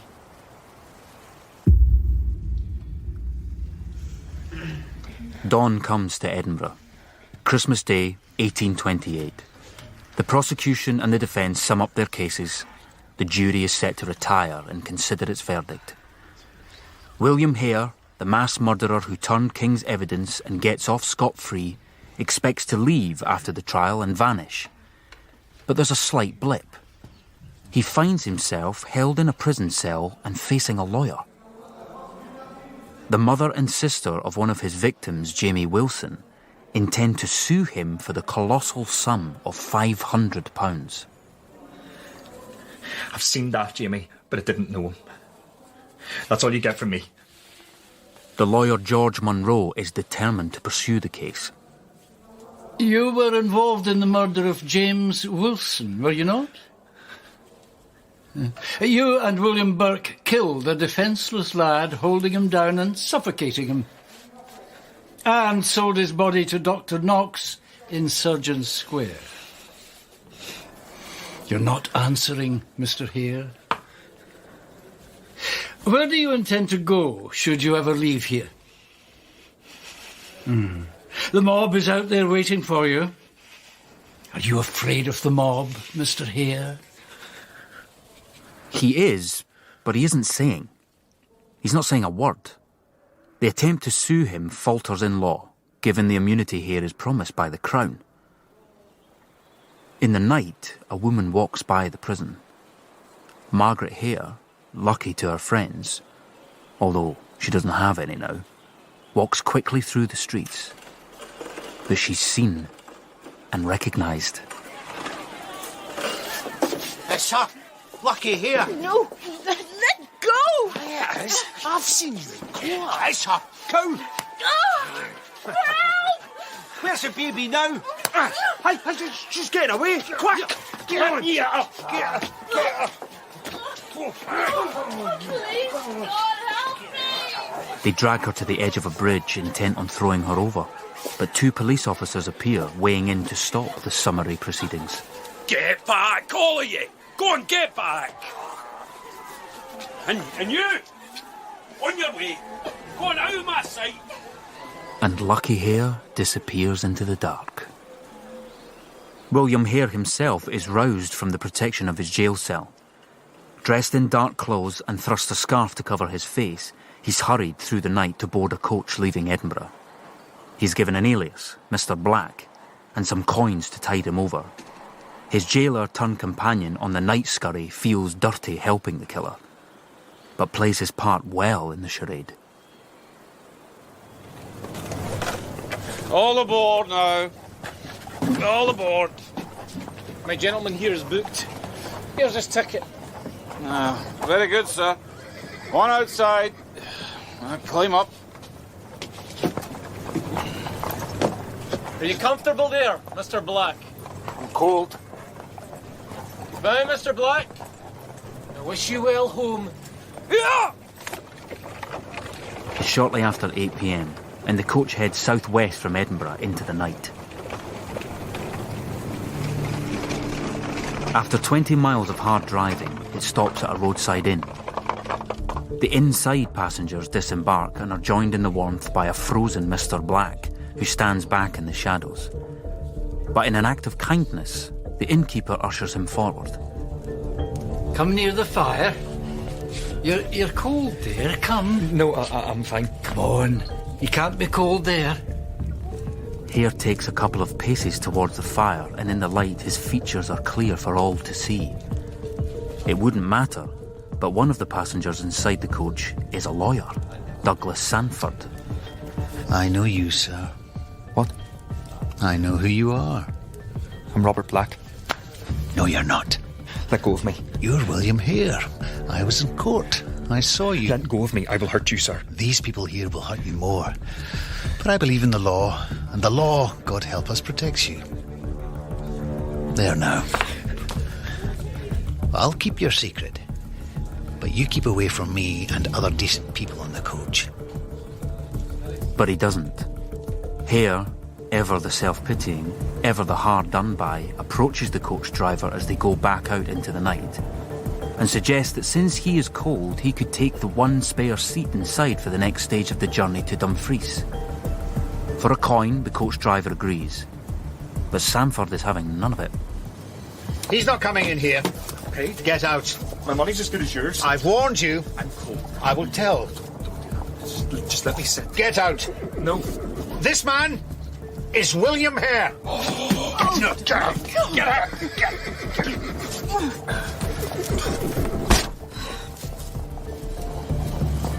Rebuffed, Hare resumes his freezing perch on the roof of the coach, and inside Sanford is questioned about his knowledge of the killer William Hare.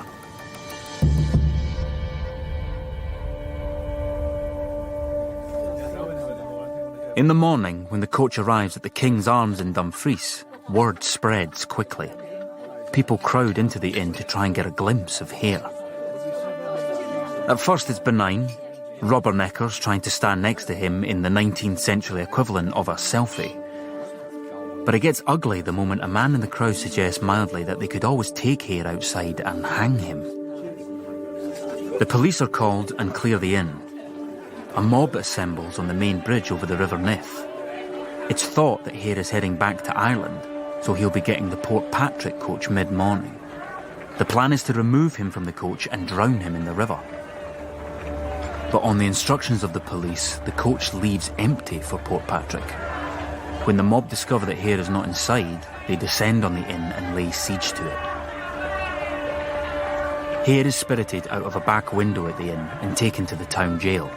The mob lays siege to it all day and into the night, breaking lamps and windows. The authorities swear in special constables and arm them with batons. The jail is guarded to protect William Hare, he who preyed on the unprotected. That evening, a senior police officer approaches the mob. Listen to me. Go home. There is nothing for you here. In the early hours of the morning, people tire. They realise they're not going to get their man. They start to drift away. Go home to your beds. Hare, meanwhile, cowering in a cell, is roused to action under cover of darkness. Get up. It's time now. Am I safe? Get on. They hurry him through the silent night streets and out of the town and onto a stretch of road. That was England. But I... Just go. Where am I supposed to go? I don't care. As long as it's far away. William Hare, mass murderer. William Hare still sorry for himself. William Hare still hard done by. Walks away into the dawn on the Annan Road. There are rumours immediately of sightings, but the last possible view we have of him is on the morning of Sunday, 8th of February 1829, when he is seen walking 2 miles south of Carlisle. And then he vanishes. Unlike his fellow murderer William Burke and his partner Helen MacDougall, at the High Court in Edinburgh, Christmas Day morning, 1828, the prosecution and defence sum up their cases. Then, from the bench, the Lord Justice Clerk David Boyles measured words to the jury. I now leave it in your hands, and I'm satisfied you will return such a verdict as justice requires. If you have doubts, reasonable and rational doubts on the subject of the prisoner's guilt, or either of them, you are bound to give them the benefit of these doubts, without allowing your own minds to be influenced or carried away by any prejudices or popular clamour that might exist against the panels. On the other hand, if you are in your consciences satisfied of the guilt of the prisoners, you must return a verdict accordingly. You may retire now to consider your verdict. Court. You've been found so utterly divested of all human feeling as to have been guilty of the offences brought here to light. Your lordships might well have been amazed and horrified. But it is almost beyond conception to imagine that there should have existed in this great and populous city not one individual only, but apparently a number of individuals, both male and female, leagued and combined together for the purpose of sacrificing their unoffending fellow citizens, for the sordid purpose of selling their bodies after they have been murdered for a price. It is inexpressibly horrible, and to one feeling for the character of his country in the last degree, humiliating.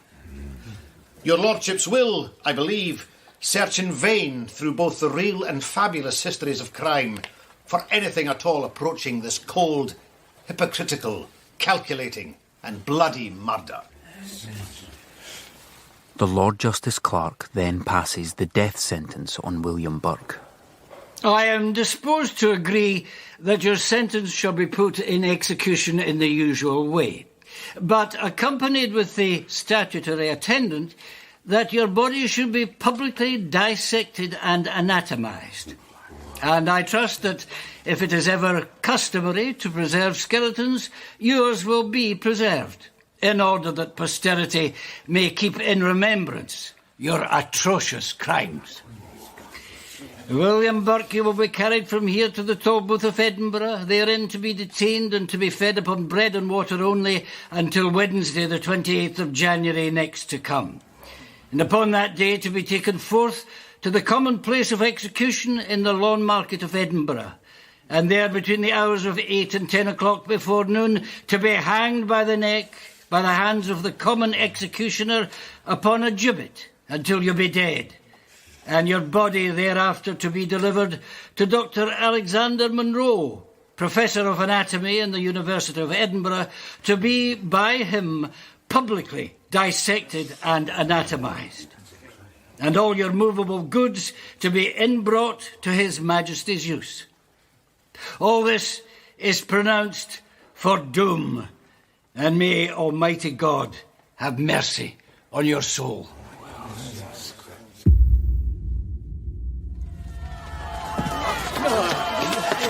He's to hang. His wife's got off.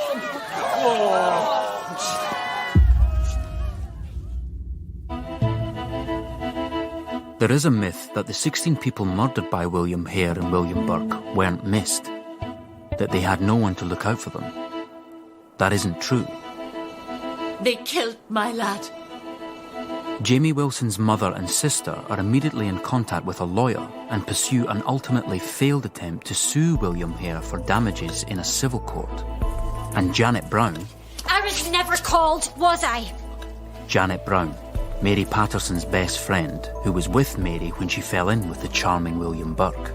I want to be heard. She's furious that she was never called to give evidence. She wants to testify how she and Mary Patterson were preyed upon by Burke the morning they were released from the police cells and wandered into a drinking den. It's Thomas Galbraith, the reporter from the Edinburgh Courant, who bends an ear. I'll listen. I'll write it down. I want my say. You'll have it. Are you paying? Ready to print. The news that Burke is to hang and be publicly dissected is front-page news on the Courant.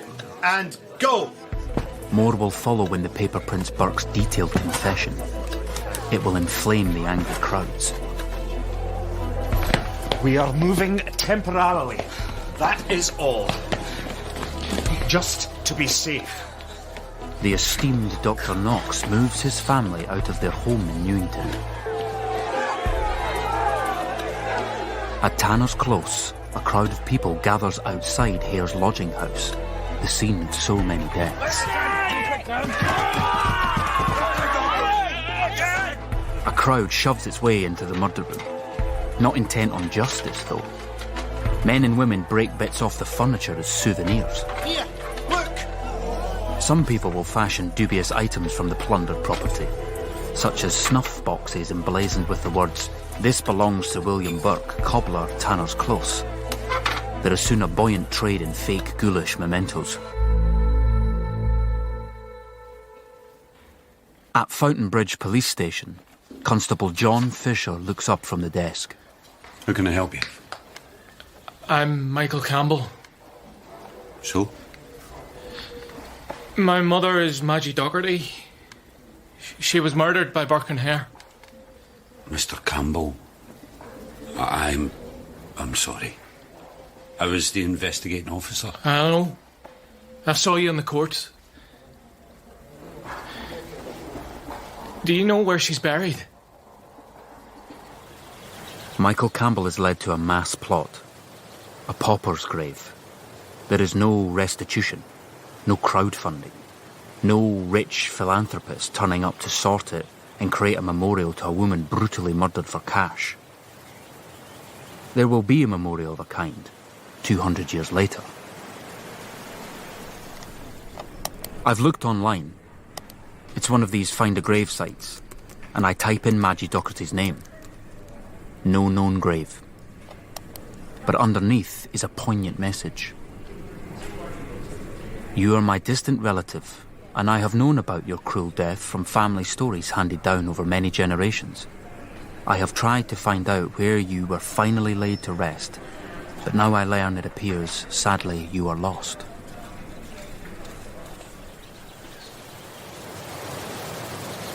On a cold afternoon just after Christmas 1828, the good John Fisher stands beside Maggie Docherty's son, who bows his head.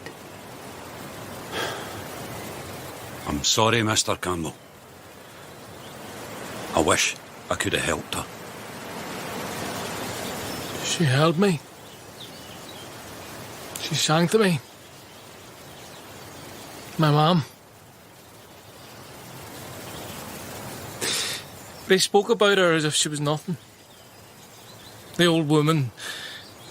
The old, murdered, drunken woman. She was always working so we could eat. When the hungry times came in Donegal, she went without just so we could fill our bellies. I went first, I was off and away. She said she wouldn't be leaving. She was bound to Donegal and there she'd be staying. She believed things would get better, Mr. Fisher. They didn't. So she came here looking for me. She believed she was in God's hands. I wondered about God then. I wonder about God now. Where was he when this was happening?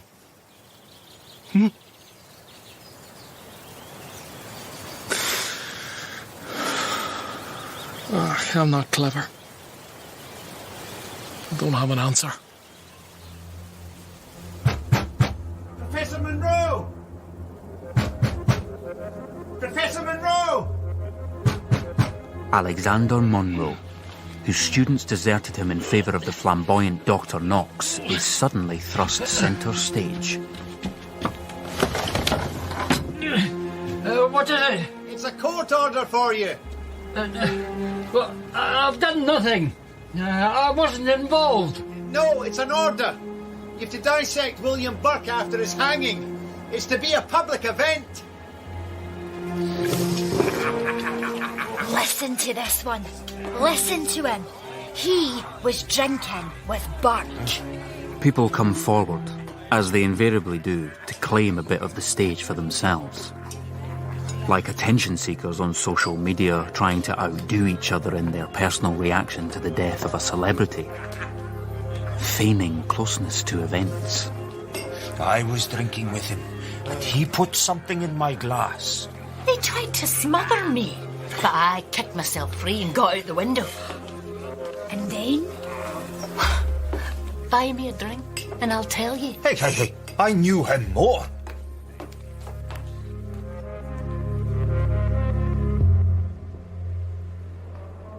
In the condemned cell, William Burke is alone. Does he reflect on his actions? Does he even think of the misery he caused? My name is William Burke. You don't know me. I do know he is unlike his victims, because he can feel death approach.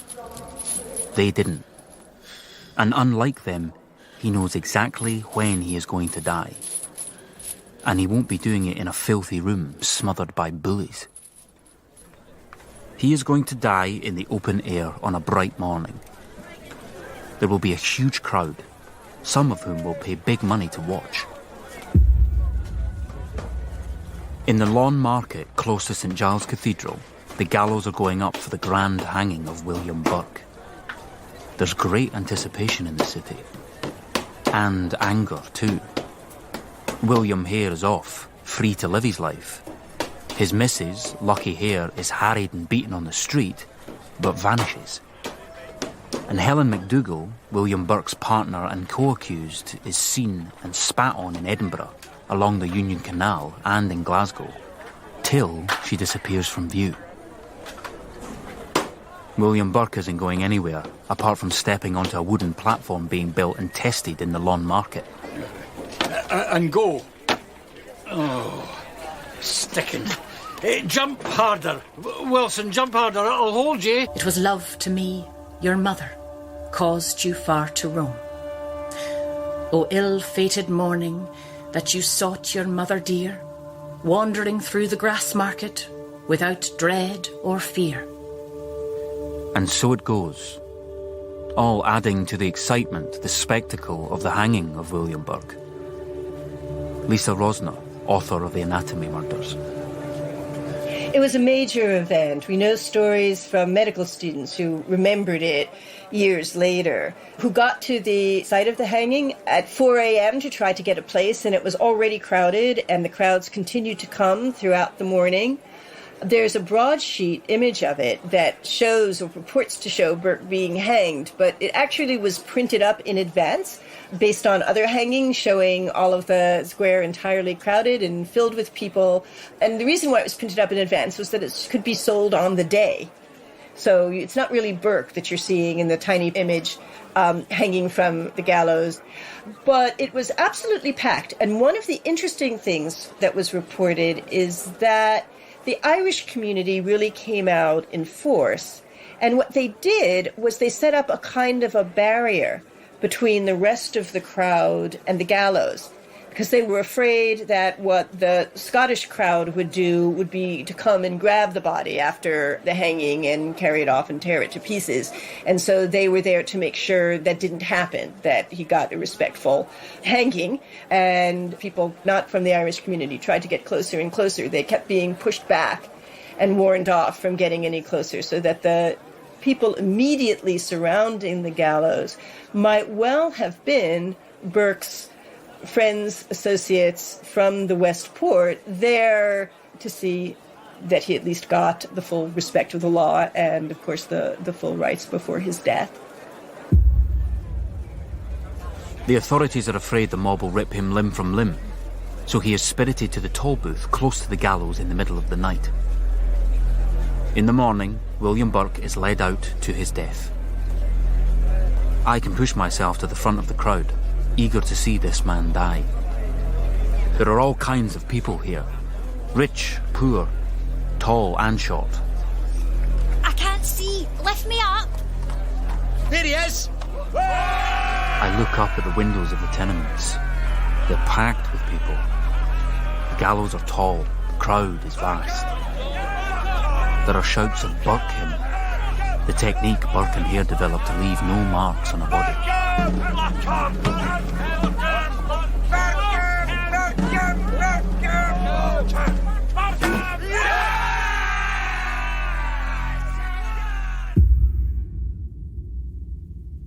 Owen Dudley Edwards, author of Burke and Hare, believes there were deep historical reasons for the size of the crowd filling the streets around the gallows. 25,000 people watched Burke hang. Also, Burke, of course, was supposed to have his body taken round to be dissected, which was the usual rule whether you had been involved in a medical murder or not. So, from that point of view, Burke himself was certainly a prominent figure. But what caused the crowd was simply this. OK, Burke had murdered 16 people, but he had done something much worse. He had violated the rules of hospitality. He had killed people who were under his protection. Now, this goes back thousands of years. It was always understood that if somebody was under your protection as a guest or as a host, you had the absolute duty of not breaking faith with them. That's one reason, for example, why the massacre of Glencoe was so long remembered, because it was the hosts who were being murdered by the guests in whose honour they believed. Similarly, Burke himself had murdered people. Therefore, a crowd of 25,000 watched and screamed at him being hanged. And so he said his prayers at the same time with these yells in his ears. Normally that never happened. But in general, no. People watched the hangings and the miscreants were allowed to be hanged without too much interruption. Not in Burke's case. Hare and his wife have vanished. Helen MacDougall has disappeared. Burke is dead. And the good Dr. Knox? What happens to him? The man who bought the bodies? The man who once said, the most innocent proceedings in the best conducted dissecting room must always shock the public and be hurtful to science. His upwards trajectory is stymied. He has few friends, and the knowledge of his involvement with Hare and Burke ensures he has even fewer now. His career peters out. He moves to London, carrying with him his repugnant views of the people he dissected and those who sold him the bodies. Owen Dudley Edwards. Robert Knox was one of the most dangerous people who had ever lived. He was a great deal more dangerous than either Burke or Hare. He brought to what he believed to be a science the differences between the races of men. He had done extensive anatomical investigation in South Africa, in the aftermath of Waterloo, and in various other places, and believed he could classify the races and sought to do so, and he divided them into those which should be exterminated and those which should be allowed to live. In other words, he's the ancestor of Nazism and various other philosophies of that nature. The philosophy that says that we only want to have the strong and the weak must be ultimately destroyed. Now, he included, obviously, black people, probably included Orientals. He ultimately came to the conclusion that the Irish Catholics ought to be exterminated too. Whether he believed this before he began to get corpses from Burke and Hare, or only did so afterwards when he himself was overwhelmed by having proved to have been the recipient of the bodies they had murdered, difficult to say. My guess would have been that from the start he probably accepted the idea that the Irish Catholics were a degenerate figure who were worth exterminating. That would have meant, of course, that from his point of view, when you got bodies being sent up to him and you believed that these people ought to be exterminated anyway, they might as well do some good in their being exterminated and be there as edification for the students in order to teach the better. And Lisa Rosner believes he is a pioneer for racism. He was proud of being a racist. There's no way to make his views palatable in the modern world, and frankly, they were not particularly palatable in much of his own day. You know, he's known as a kind of a founder of 19th century racist ideology. Hey, just stay in line. That goes for you. Hey, you'll all see. A massive queue forms in the early morning for the public dissection of William Burke.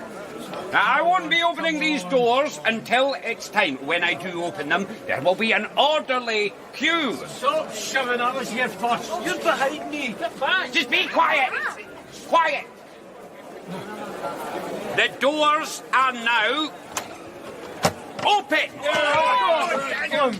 Just take your time. Orderly, please. Watch it. It's not orderly. It's a rammy. It's Monroe, the plodder, who carries out the dissection. And then, you would hear stories about how they went on to develop the funeral industry, which is based on the Simon Pegg movie and all of these sorts of things. So the idea behind writing the book was to do the research and get the true story out there. So not grave robbers. Not once. Not ever. Simply mass murderers. In the wake of the case, the public revulsion, and the global coverage of Burke's trial and its aftermath, the Anatomy Bill comes before the Westminster Parliament in 1832. Its aim is to prevent the trade in illegal bodies for dissection and allow doctors access to cadavers unclaimed after death. The eyes to the right have it. The Anatomy Act is passed. And almost 200 years on, what drew Lisa Rosner to the anatomy murders? I did think that there must be more than had been told about the victims, and that's what I consider to be my main contribution to the story. I think a lot of the rest of my work owes a great deal to many, many other scholars, and I very gratefully acknowledge that. But I wanted to restore, as best I could, who the victims were, why they found themselves in the positions that they did, and see if I followed their story, what it would tell me, not only about the murders, but about anatomical practices, about attitudes towards medicine, about attitudes towards women, marginal people in Edinburgh in this period. And I really do feel as if excavating that side of life in Edinburgh, the parts below, the parts in the grass market, the parts in the wines, the parts in the narrow closes and streets that have vanished. But thanks to the wonderful Edinburgh archives, you can recreate these people. They're not, as the literati said of the day, people who would never be missed or people who we'd never find out anything about. They were real people. They had real lives. Owen Dudley Edwards is crystal clear why William Burke and William Hare remain in the public imagination. Because of the fact that Burke and Hare represented doctors, represented medical research, represented the horrifying thought that medical research could mean the death of the poor to enrich the rich and give them the chance of survival, so that the rich could survive, the poor would die. And from that point of view, therefore, Burke and Hare became nightmare figures, almost children nursery rhyme figures, and very quickly took their place within that sort of imaginary chamber of horrors. Up the close and down the stair, Button Ben with Burke and Hare. Burke's the butcher, Hare's the thief, Knock's the boy that buys the beef. William Burke and William Hare remain bogeymen, monsters. They're coming to get you.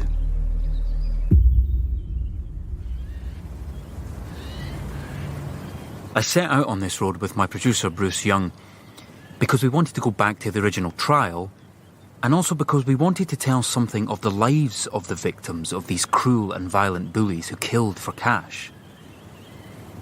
The three victims we looked at, Madgie Docherty, Mary Patterson, James Wilson, were born and lived in hard times. In a kinder world, they might never have come across William Burke or William Hare. I have thought these past few weeks, what if these three had taken a different turn in the road? In a sliding doors way? Mary Patterson gets out of the police cells and, stepping off a pavement, is snatched to safety from the galloping hooves of a runaway horse. It's a gentleman who holds her, like a Dickensian character, and in an instant he sees her for what she is, a young woman full of vim and vigour and life. "Will you come with me?" he asks. And she says, "Aye, I will." And she steps gracefully into the life she could have had. A life of bright lit rooms and warmth and love. And she grows old with her man, and they have babies and grandchildren, and she is good and happy. And that, dear listener, is how her story ends.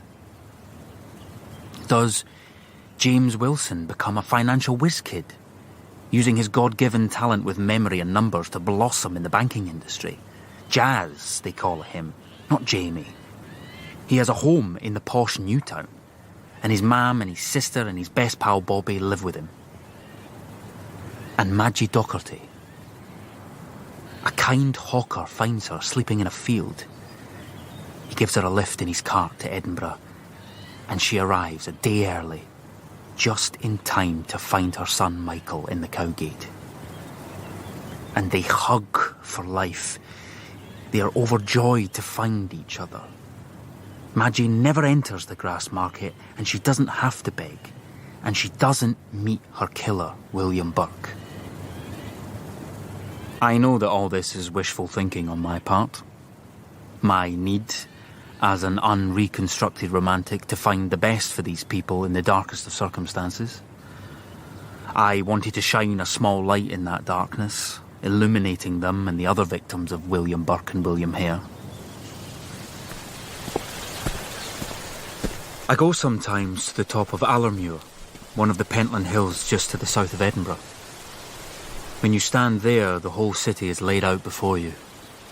I've needed to be there sometimes during my examination of the case of William Burke and William Hare. Away from the dark, the killing, and the monstrosity of what these two men and two women did for money. It's airy up on Allermuir. Edinburgh looks benevolent in the sunshine. I go there to remember the people who died. Some, I only know their first names. Others, just their occupation. But the three I have got to know, I say their full names. Madgie Docherty, Mary Patterson, James Wilson. I remember them.